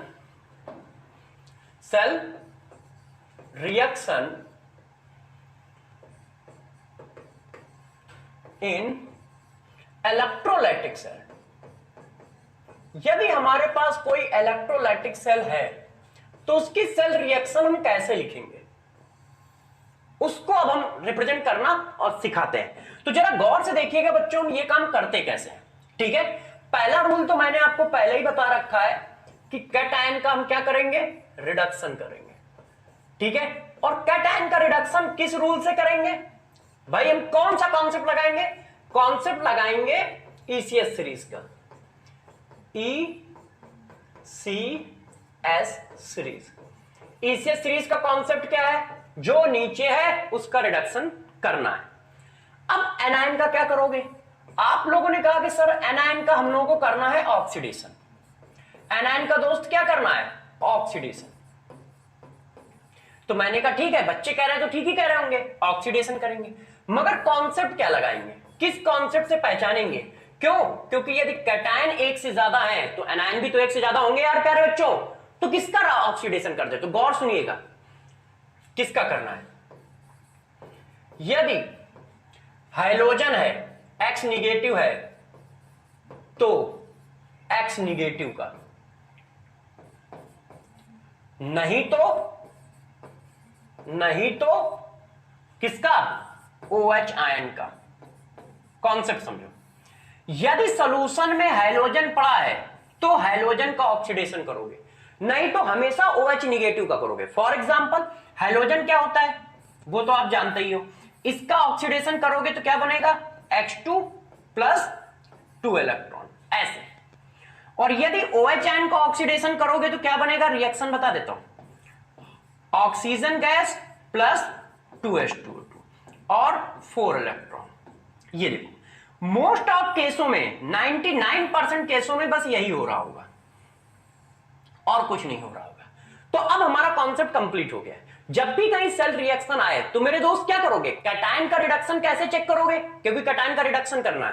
तो कैटायन के रिडक्शन को लोग कैसे चेक करोगे, ईसीएस सीरीज चिपका दोगे, जो नीचे होगा उसका रिडक्शन कर देंगे। एनायन का ऑक्सीडेशन करना है तो एनायन में ऑक्सीडेशन किसका करोगे, बस ये चेक करोगे कि हाइड्रोजन है या नहीं, हाइड्रोजन है तो हाइड्रोजन का, नहीं तो हमेशा OH आयन का। बाकी कौन पड़ा उससे देखो ही नहीं, सल्फेट, नाइट्रेट, फास्फेट, इन सबको हमें देखना ही नहीं है।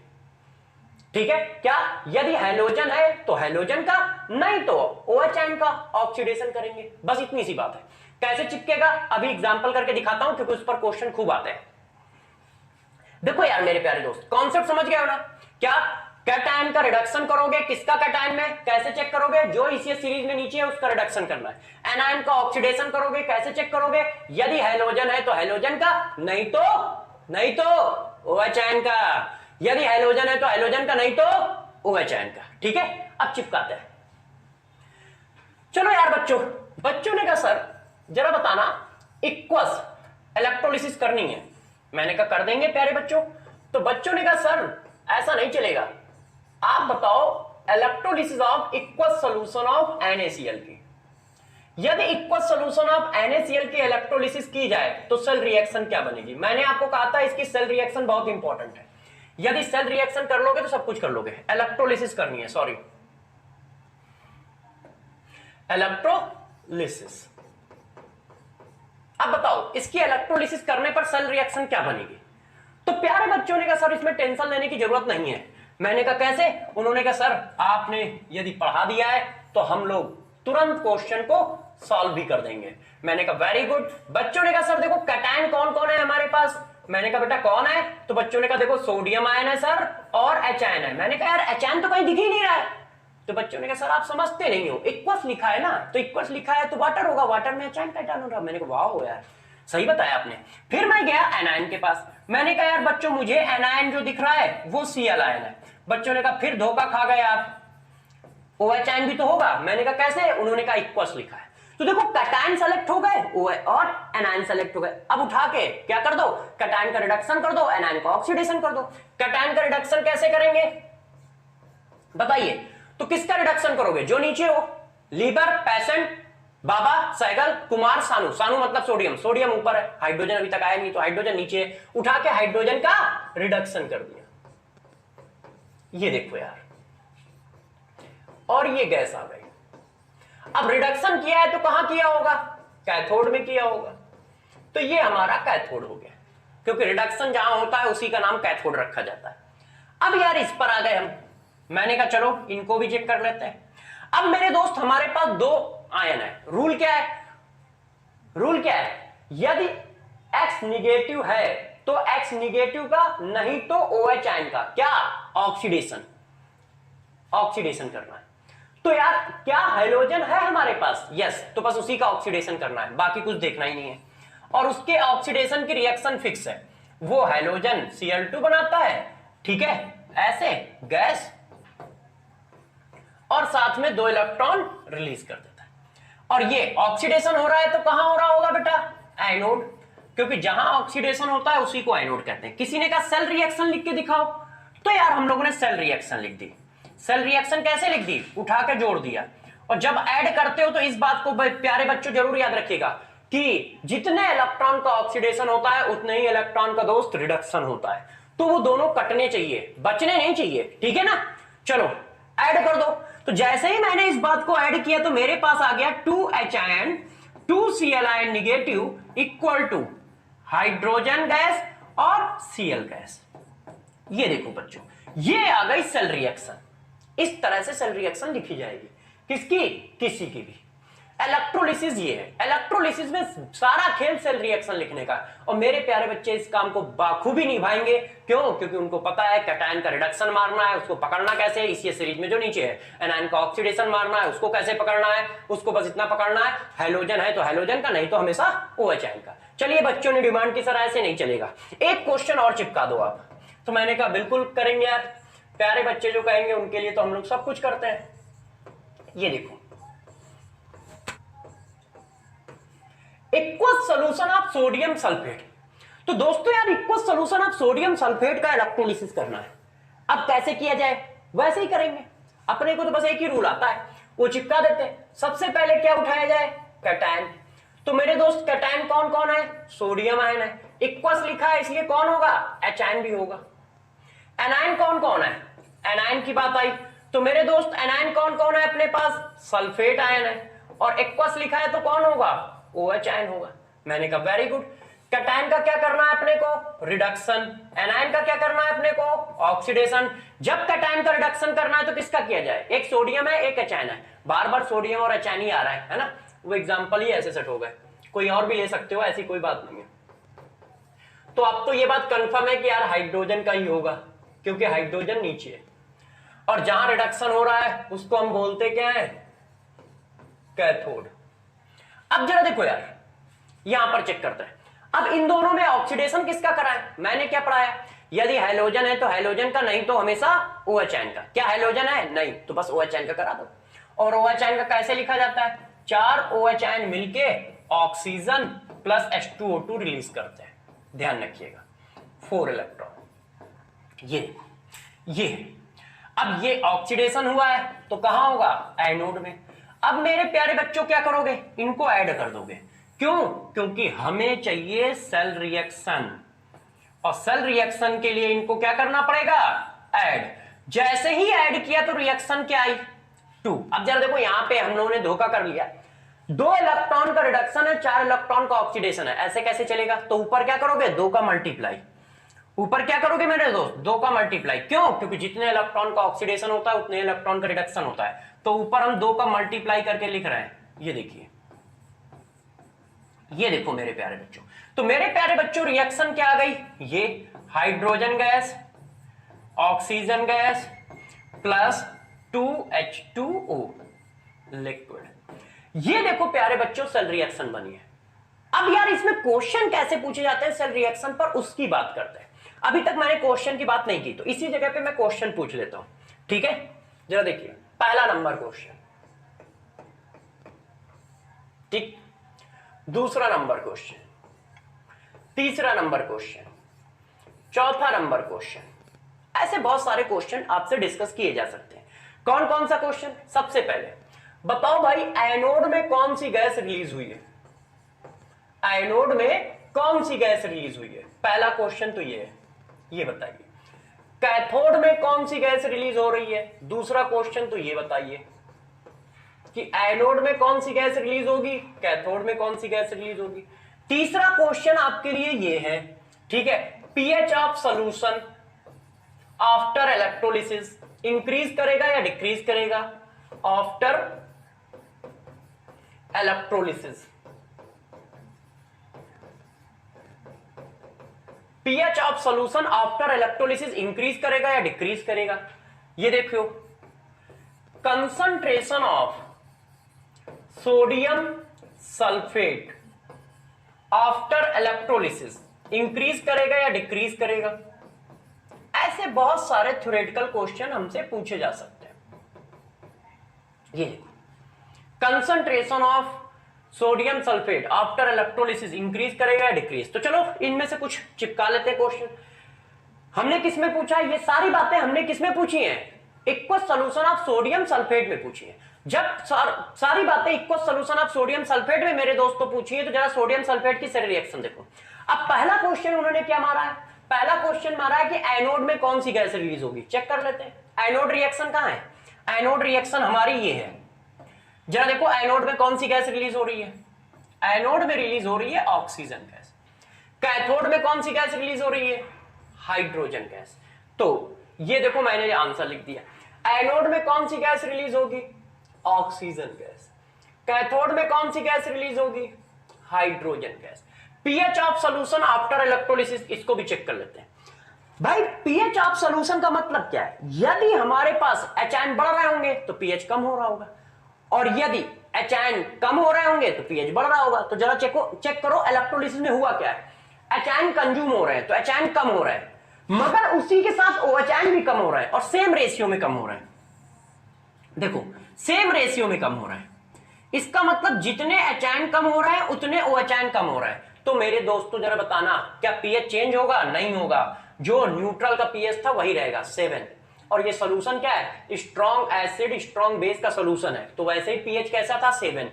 इलेक्ट्रोलिसिस के बाद भी 7 रहेगा, क्योंकि जितने एचआयन कंज्यूम हो रहा है उतने ही ओएचआयन कंज्यूम हो रहा है। यही क्वेश्चन यदि पीछे वाले में होता इसमें कि पीएच ऑफ सॉल्यूशन बताओ आफ्टर इलेक्ट्रोलिसिस, तो इसमें देखो एचआयन कंज्यूम हो रहा है मगर ओएचआयन कंज्यूम नहीं हो रहा है। इसका मतलब एचआयन कम हो रहा है, और एचआयन कम होंगे तो पीएच बढ़ जाएगा, क्योंकि अपोजिट होता है ना, pH equal to minus log H ion होता है ना। तो देखो एचआयन खत्म होते जा रहा है, हाइड्रोजन गैस बनती जा रही है, तो इसका मतलब एचआयन कम हो रहा है। एचआयन कम होंगे तो पीएच बढ़ेगा।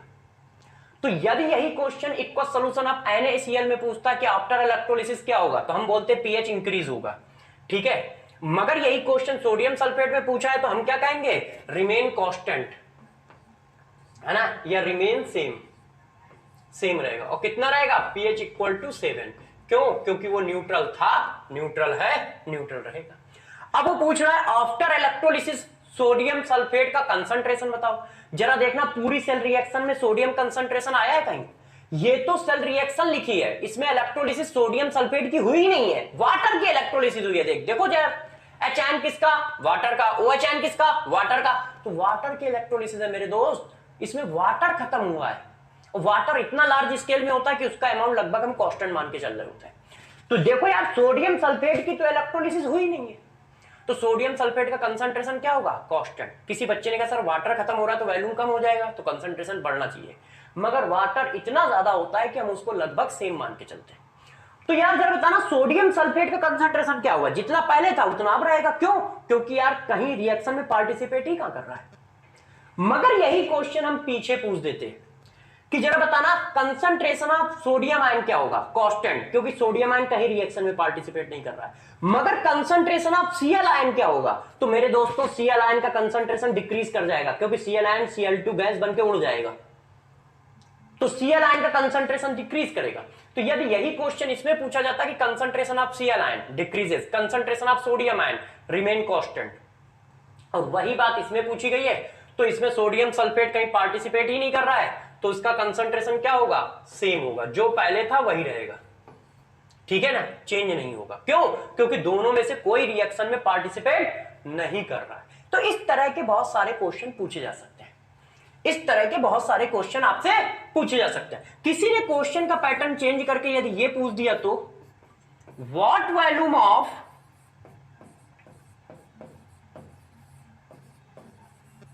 Hydrogen gas release at STP, अब कैसे करोगे, अमाउंट की बात कर दी उसने, तो बात फंसने लगेगी। अभी हमने अमाउंट निकालना नहीं सिखाया आपको, अब हम लोग याद करेंगे किसको, फैराडेज लॉ को, फैराडेज लॉ फर्स्ट और सेकंड। वो क्या बताते हैं, वो इलेक्ट्रोलिसिस में अमाउंट निकालना सिखाते हैं। जैसे ये देखो, यदि क्वेश्चन ऐसे पूछ दिया गया what volume of hydrogen gas release at STP in electrolysis, तो कैसे करेंगे। तो जब अमाउंट की बात आ जाती है मेरे दोस्तों, तब हम लोगों को याद आते हैं कौन, फैराडे भाई साहब, फैराडेज लॉ। वो हमें सिखाते हैं कि अमाउंट कैसे निकाला जाता है। अभी हम लोगों ने थ्योरेटिकल क्वेश्चन पर फोकस किया था और साथ में आपको यह सिखाया कि इलेक्ट्रोलिसिस रिएक्शन लिखी कैसे जाती है। अब आपका मन कर रहा होगा कि नहीं सर, लिखना लिखना सब सीख गए, अब हम लोग निकालना चाहते हैं क्या, अमाउंट। तो दोस्तों अमाउंट भी निकाल लेते हैं, उनको भी चेक कर लेते हैं। चलो देखते हैं कहां तक पहुंचे हम लोग। अच्छा, तो चलिए अमाउंट निकालने की बात अब चालू करते हैं। तो जरा देखो यार बच्चों, जब अमाउंट निकालने की बात आई तो हमें याद आए फैराडेज लॉ।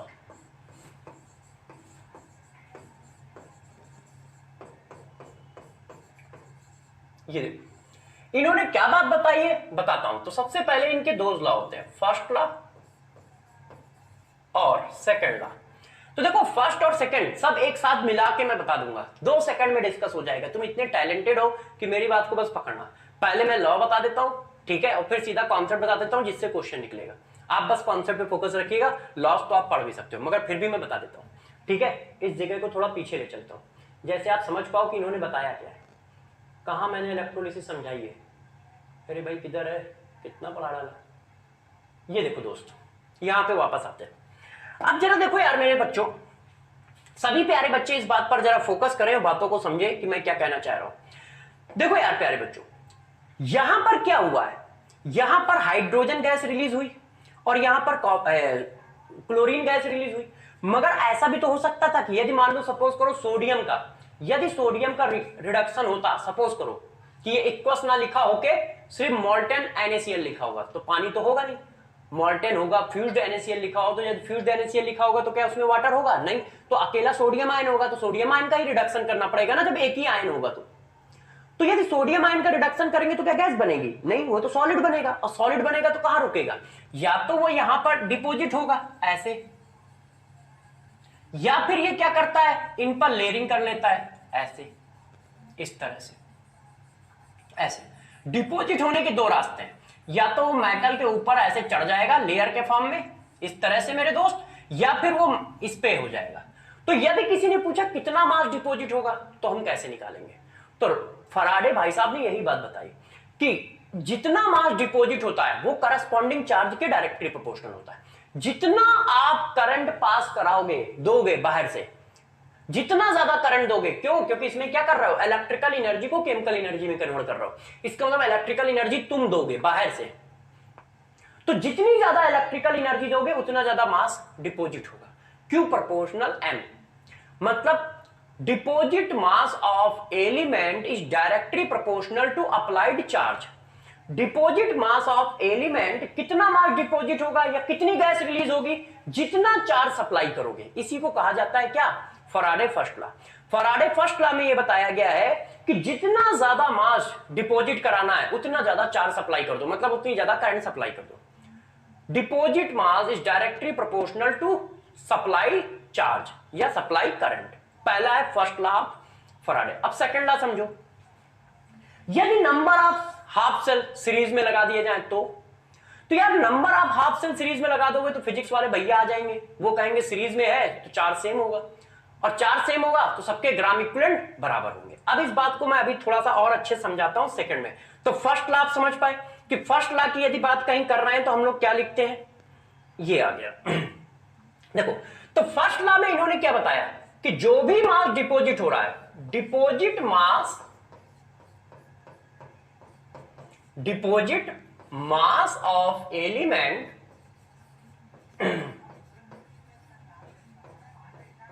या फिर release volume of gas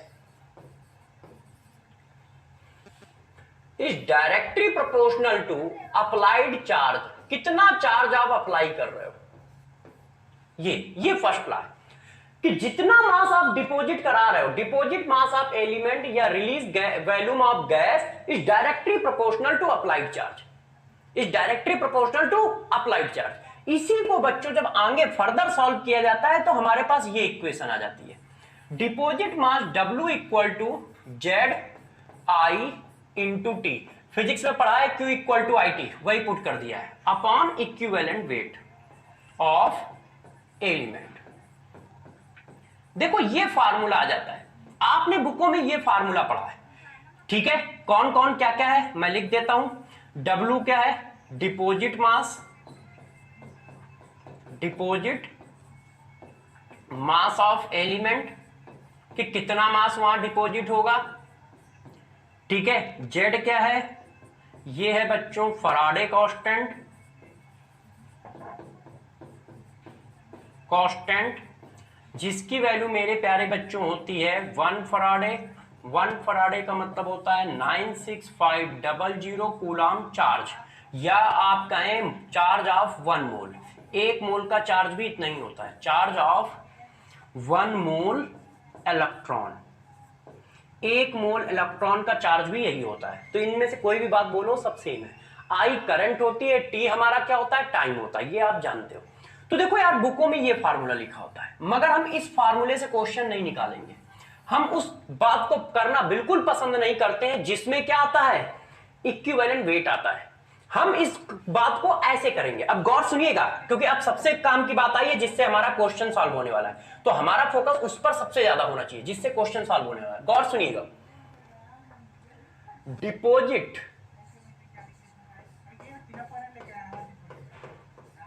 mole of element into n factor of into n factor equal to Q upon 96500 coulomb. Q क्या होता है आप जानते हो, ये हम ये फार्मूला लगाएंगे। किसी बच्चे ने कहा सर आप इस फार्मूले को लगाना क्यों पसंद कर रहे हो, ये देखो हम प्यारे बच्चों क्या है इस फार्मूले को काम करेंगे। ऐसा क्यों कर रहा हूं उसका जरा गौर से मेरी बातों को समझिएगा। इस फार्मूले में आप चेक कर लो इक्विवेलेंट वेट नहीं आ रहा है, number of deposit mole of element into N factor equal to Q upon 96500 आ रहा है। ये आसान क्यों हो गया है, आसान मेरे दोस्त इसलिए हो गया है कि एन फैक्टर हम आराम से निकाल लेंगे तो इक्विवेलेंट वेट नहीं निकालना पड़ेगा, और इससे जो मन होगा वो निकल आएगा। तो आप ये फार्मूला ना लगा के ये फार्मूला लगाइए, ये मत लगाइए, इसमें थोड़ा सा दिक्कत है। क्यों, क्योंकि आपको इक्विवेलेंट वेट रखना पड़ेगा, और यहां पर गैस का वॉल्यूम पूछे तो कैसे निकालोगे। यदि मान लो गैस रिलीज हो रही है, उसने कहा कितनी हाइड्रोजन गैस रिलीज हुई, तो कैसे निकालेंगे, वी का टर्म ही गायब है। तो पहले मास निकालना पड़ेगा, उस मास को मोल में कन्वर्ट करना पड़ेगा, फिर उस मोल को वॉल्यूम में कन्वर्ट करना पड़ेगा। यदि उसने पूछ दिया कितनी गैस रिलीज हो रही है एसटीपी पर, तो हमने क्या किया, इसको थोड़ा सा मॉडिफाई कर दिया है। कैसे किया है, टाइम नहीं है, नहीं तो इसका प्रूफ भी बता देता कैसे किया। 2 मिनट का वैसे काम होता है, 2-4 लाइन में हो जाता है, मगर बता नहीं रहा हूं। अब जब हम ये लिखते हैं तो हमें आराम क्या है, हमें आराम है कि ये मोल लिखा है। मोल को हम हर फॉर्मेट में लिखना चाहते हैं। यदि मेरे दोस्त वो डिपॉजिट मास पूछेगा तो मोल की जगह लिख देंगे W अपॉन एटॉमिक वेट। यदि वो कहता है वॉल्यूम ऑफ गैस बताओ कितनी रिलीज हो रही है, तो हम लिख देंगे क्या, volume of gas at STP upon 22.4 litre. तो डायरेक्ट एक ही फार्मूले से वॉल्यूम ऑफ गैस भी आ जाएगा। तो जो पूछेगा वो सब निकल आएगा। मान लो उसने पूछा कितने नंबर ऑफ एटम डिपॉजिट हो रहे हैं, तो यार number of atom divided by Avogadro number लिख देंगे, अपने आप आंसर आ जाएगा। या उसने मान लो पूछ दिया कि जरा जरा ये बताना सर कि जो मास डिपॉजिट हो रहा है उसका कंसंट्रेशन टर्म बनाया जाए तो कितना आएगा, तो उसी को टर्म कन्वर्ट कर देंगे। तो आप इस फार्मूले को फॉलो करो, मेरी एडवाइस है। अब यहां पर एक बात फंसती है, एक बात फंसती क्या है, बच्चे कहेंगे सर एन फैक्टर कैसे निकाला जाए।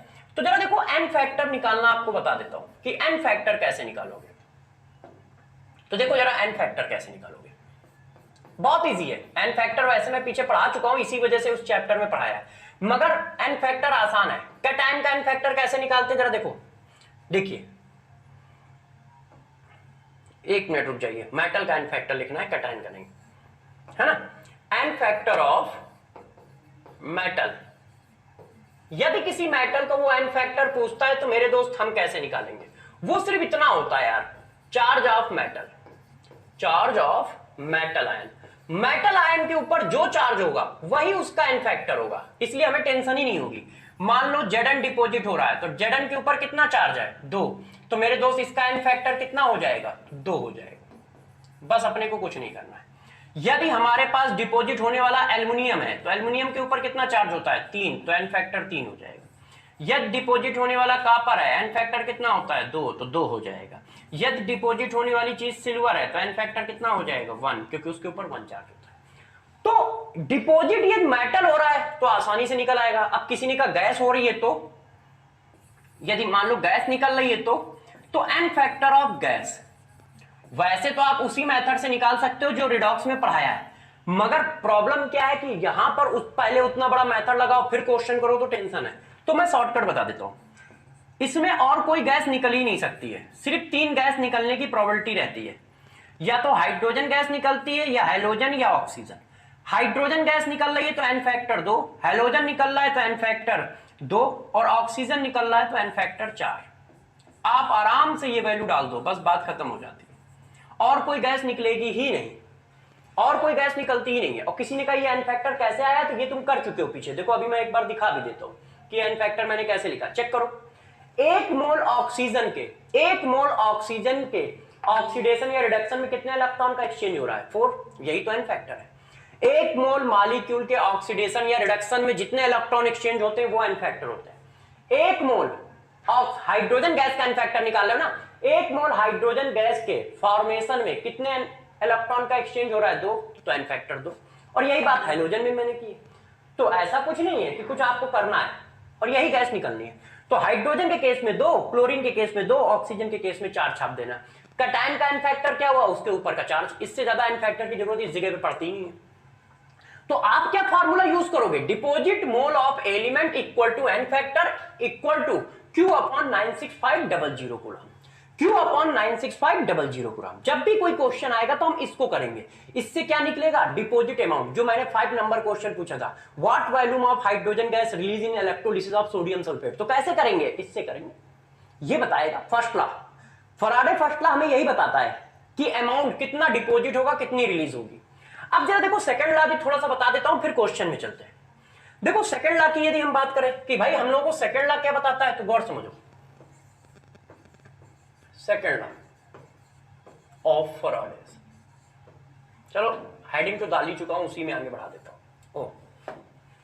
सेकंड लॉ, अब देखो जब दोस्त सेकंड लॉ में उन्होंने क्या बताया, उनका कहना था कि यदि नंबर ऑफ सेल सीरीज में अरेंज कर दिए जाए, नंबर ऑफ सेल सीरीज में अरेंज कर दिए जाए, ये देखो जैसे ये देखो हमने 2 सेल क्या किया, सीरीज में अरेंज कर दिया। आप सभी बच्चे तो फिजिक्स के पढ़ते ही हो, तो ये बात सारी बातें तो आपके लिए बहुत छोटी हैं कि यार नंबर ऑफ सेल हमने सीरीज में अरेंज कर दिया कुछ इस तरह से, ठीक है, उनको इस तरह से अरेंज किया है। देखिए तो ध्यान दीजिएगा प्यारे बच्चों, ये तो हमने जोड़ दिया वोल्टामीटर से ऐसे, और ये सीरीज में ऐसे अरेंज है। ये सॉल्ट ब्रिज हटा दो, इसकी जरूरत नहीं है। ये देखो इस तरह से मेरे दोस्त नंबर ऑफ सेल हमने सीरीज में अरेंज कर दिया है। इसमें एक इलेक्ट्रोलाइट भरा हुआ है, इसमें एक इलेक्ट्रोलाइट भरा हुआ है। ये देखिए हमने क्या किया, पहला point, number of cell arrange in series. हमने नंबर ऑफ सेल को सीरीज में अरेंज कर दिया। जब आप सेल को सीरीज में अरेंज करोगे तो क्या होता है, Q इक्वल टू कॉन्स्टेंट होता है कि नहीं? फिजिक्स में यही तो पढ़ा। यदि नंबर ऑफ सेल सीरीज में अरेंज है तो उनमें सेम चार्ज सप्लाई होगा, और यार दोस्तों सेम चार्ज सप्लाई होगा तो same number of gram equivalent deposit होगा। ध्यान रखिएगा, ये एक कॉन्सेप्ट है, ये बताया गया है। क्या सेम, सॉरी नोट डाल के लिख रहा हूं, जरा ध्यान दीजिएगा, ठीक है। Same number of gram equivalent deposit if same charge supply, same charge pass through in all cell। देखो सभी सेल में यदि सेम चार्ज सप्लाई हो रहा है तो उनमें same number of gram equivalent deposit होंगे। इतनी बात सिंपल सी है। तो उन्होंने बताया कि इस जगह के जो ग्राम इक्विवेलेंट होंगे वही ग्राम इक्विवेलेंट इस बात के होंगे, और रूल इनका ये था। सेकंड लॉ में ये बताया गया है कि यदि नंबर ऑफ सेल सीरीज में अरेंज हैं, यदि नंबर ऑफ सेल सीरीज में अरेंज हैं तो उनमें चार्ज कांस्टेंट हो जाएगा। उन्होंने फिजिक्स की लैंग्वेज में नहीं बोली है, उन्होंने इस तरह से बोला है कि नंबर ऑफ सेल यदि सीरीज में अरेंज है तो उनके ग्राम इक्विवेलेंट बराबर होंगे। मगर हम लोगों ने इस बात को फिजिक्स की में कन्वर्ट कर दिया है कि यदि यार चार्ज कांस्टेंट है तो नंबर ऑफ ग्राम इक्विवेलेंट बराबर होंगे। फर्स्ट लॉ में यही बात बोली गई थी कि जितना ज्यादा चार्ज उसी के रिस्पेक्ट में डिपॉजिट मास। तो ये फर्स्ट लॉ ही है, एक तरह से बस लिख दिया गया है। तो जरा देखो, same number of gram equivalent deposit होंगे यदि सेम चार्ज सप्लाई हो रहा है। अब गौर समझना, यहां पे एक नया कॉन्सेप्ट आने वाला है। Same number of gram equivalent deposit होंगे यदि सेम चार्ज सप्लाई होने वाला है। तो यार मेरे दोस्तों, यदि हम मान लेते हैं कि यहां पर इलेक्ट्रोलाइट जो हमारे पास था वो सिल्वर सल्फेट था ऐसे, और यहां पर जो इलेक्ट्रोलाइट था वो कॉपर क्लोराइड था ऐसे। तो जरा गौर से समझो इस बात को। इसका मतलब तुम कहना चाह रहे हो कि जितने ग्राम इक्विवेलेंट सिल्वर यहां डिपॉजिट होगा उतने ही ग्राम इक्विवेलेंट कॉपर यहां डिपॉजिट होगा। ग्राम इक्विवेलेंट बराबर होंगे, क्यों? क्योंकि चार्ज सेम गया है। ग्राम इक्विवेलेंट ना तो मोल बराबर होगा ना मास बराबर होगा, ग्राम इक्विवेलेंट बराबर होंगे। Same number of gram equivalent deposit if same charge pass through in all cell. यदि सभी सेल में सेम चार्ज जा रहा है तो सभी सेल के ग्राम इक्विवेलेंट बराबर होंगे, ना कि मोल। तो इसका मतलब तुम आराम से लिख सकते हो कि number of gram equivalent of silver equal to number of gram equivalent of copper. अब मैं जो बातें समझाने और लिखने जा रहा हूं उन बातों को जरा गौर सुनिएगा। ये लिख सकते हैं कि नहीं लिख सकते हैं? क्यों? क्योंकि सेम चार्ज आ रहा है। तो इसी बात को मैंने थोड़ा सा मॉडिफाई कर दिया है, और थोड़ा सा मॉडिफाई करके आपके लिए एक बहुत अच्छा सा कॉन्सेप्ट बनाया है। जरा देखो, आप हमेशा ये बातें लिख सकते हो, number of gram equivalent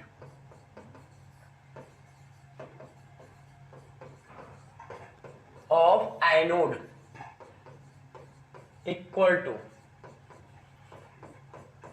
number of gram equivalent of cathode. ये देखो, ठीक है, ऐसा आप लिख सकते हो। मतलब आप किसी के भी ग्राम इक्विवेलेंट किसी के भी बराबर कर सकते हो। क्यों? यदि एक ही सेल है, जरा देखना, एक ही इलेक्ट्रोलाइट सेल है तो एक इलेक्ट्रोलाइट सेल में क्या एनोड में अलग चार्ज आता है, कैथोड में अलग चार्ज आता है? जरा बताना। एक ही इलेक्ट्रोलाइट सेल है तो क्या एनोड में अलग चार्ज आएगा, कैथोड में अलग चार्ज आएगा? सेम ही चार्ज आएगा ना। और जब सेम चार्ज आ रहा है तो ग्राम इक्विवेलेंट सेम होंगे ना। इसका मतलब कैथोड में जितने ग्राम इक्विवेलेंट मेटल डिपॉजिट होगा, एनोड में उतने ही ग्राम इक्विवेलेंट गैस रिलीज होगी, उतने ही ग्राम इक्विवेलेंट गैस रिलीज होगी। ग्राम इक्विवेलेंट बराबर होंगे। और ग्राम इक्विवेलेंट को हम लोग हमेशा इस तरह से लिखते हैं, mole into N factor, mole into N factor. इसका मतलब इनके मोल अलग अलग होंगे, एन फैक्टर अलग अलग होंगे, मगर ग्राम इक्विवेलेंट सेम होंगे। इसका मतलब ये नहीं कहा जा रहा है, थोड़ा सा इधर लिख देता हूं, इसका मतलब ये नहीं कहा जा रहा है कि मोल भी सेम होंगे, मोल इंटू एन फैक्टर। ये देखो, इसका मतलब क्या है ग्राम इक्विवेलेंट बराबर होंगे, ना तो मोल बराबर होंगे ना मास बराबर होंगे। ये जो है क्वेश्चन करने में आपको बहुत हेल्प करेगा, ठीक है ना, ये बहुत इंपॉर्टेंट पॉइंट है।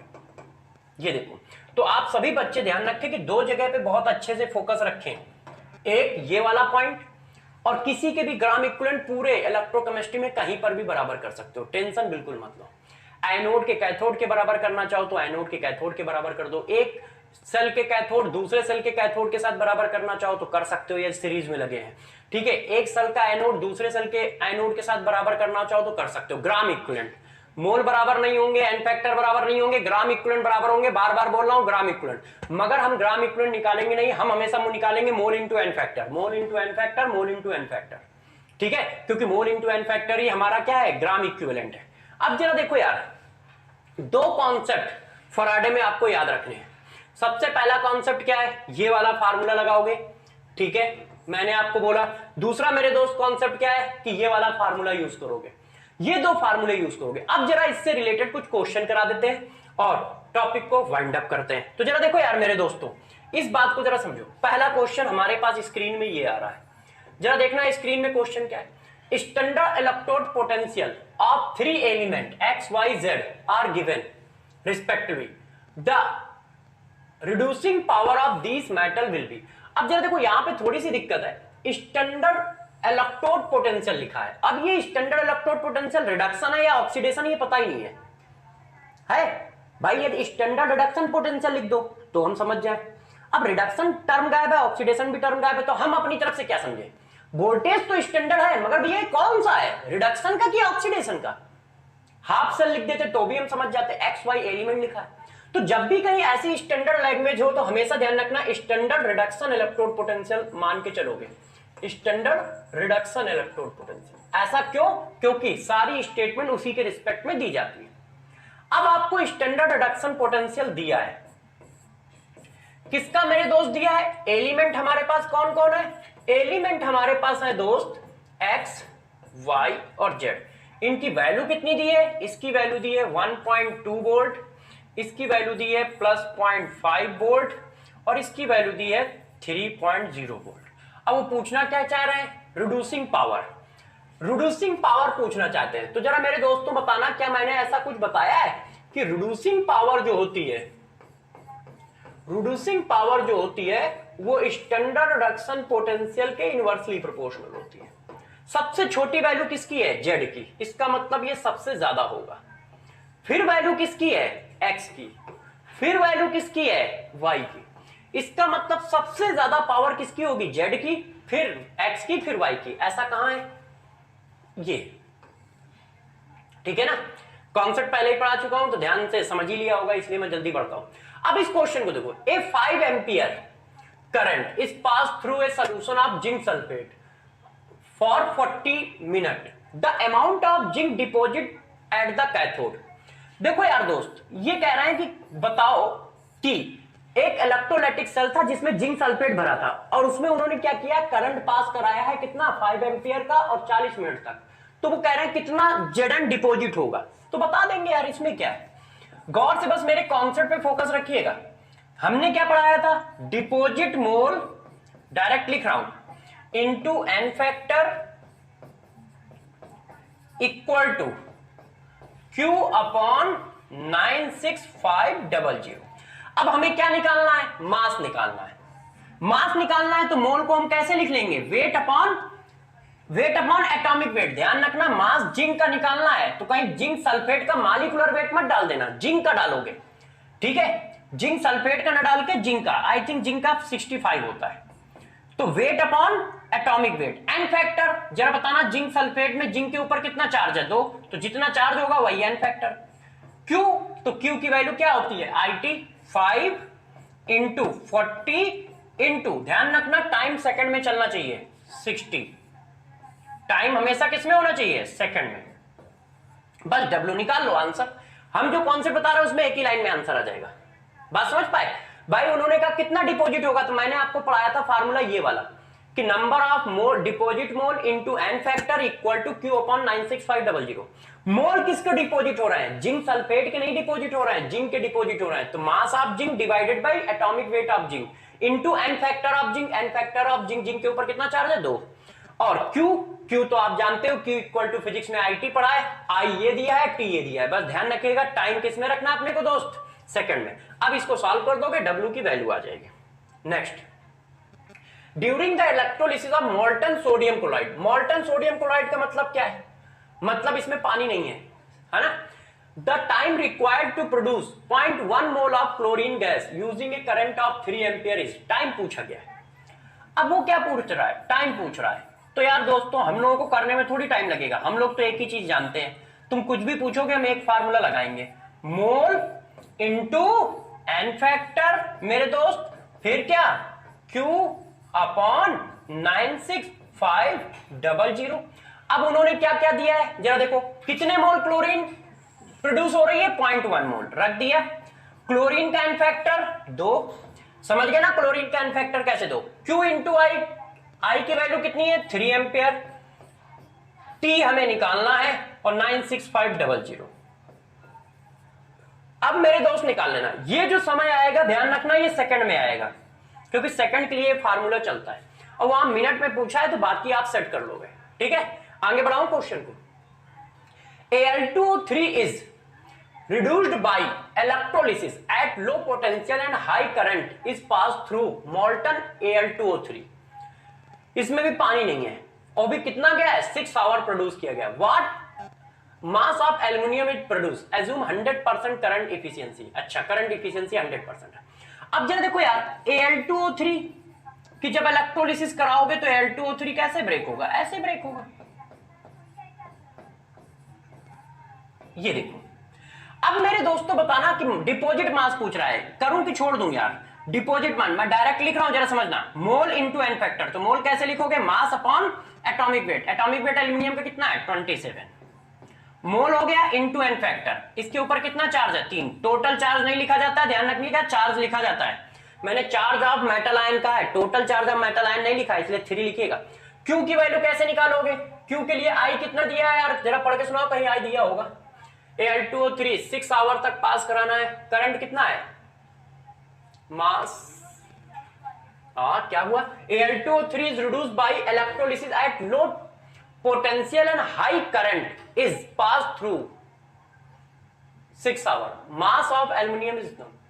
दोस्तों यार आई की वैल्यू इन्होंने गैप कर दी है, शायद भूल गए होंगे लिखना, ठीक है, प्रिंट करने में मतलब टाइप करने में कहीं दिक्कत हो गई है, क्योंकि लो पोटेंशियल ठीक है, हाई करंट भी ठीक है, मगर उसकी वैल्यू नहीं दी है, और यदि वैल्यू नहीं दी है तो यार निकालोगे कैसे, क्योंकि Q इक्वल टू I2 में 6 को तो हम ऐसे लिख लेंगे, इसको मैंने मिनट बना लिया, मिनट से मैंने इसको सेकंड बना लिया, आई अपने को चाहिए 96500 यहां लिख दिया, ये देखो करंट इफिशियंसी उसने 100% दे रखी, इसका मतलब जितनी करंट पास करा रहा है वो सब के सब क्या हो रहा है, सेल में यूज हो रही है ना, मगर उसके लिए करंट देनी चाहिए, करंट शायद वो कहीं डाटा लिखना भूल गया है, तो आप ध्यान रखिएगा आई की वैल्यू डाल दोगे, डब्ल्यू की वैल्यू मेरे दोस्त निकल आएगी, आई की वैल्यू डाल दोगे, डब्ल्यू की वैल्यू मेरे दोस्त निकल आएगी।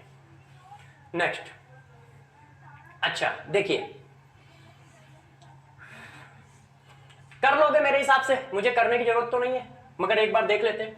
4.5 gram of aluminium is deposit at cathode from aluminium 3 positive solution by a certain quantity of electricity, ठीक है, electric charge, the volume of hydrogen produce as STP from H ion in solution by the same quantity of electric current was pass.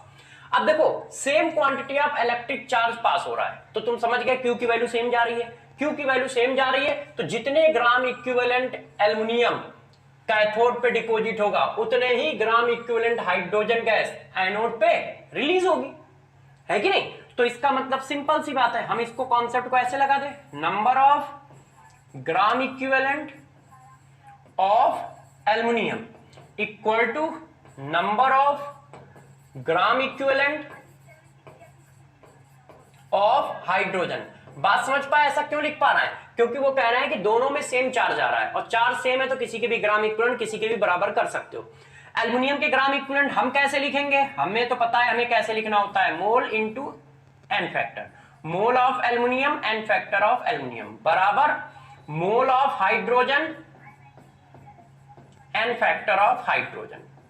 अब मेरे दोस्त aluminium के मोल कैसे निकालोगे, deposit मास दिया है 4.5, एटॉमिक वेट 27 होता है, एन फैक्टर चार्ज कितना है 3, ये बन गया।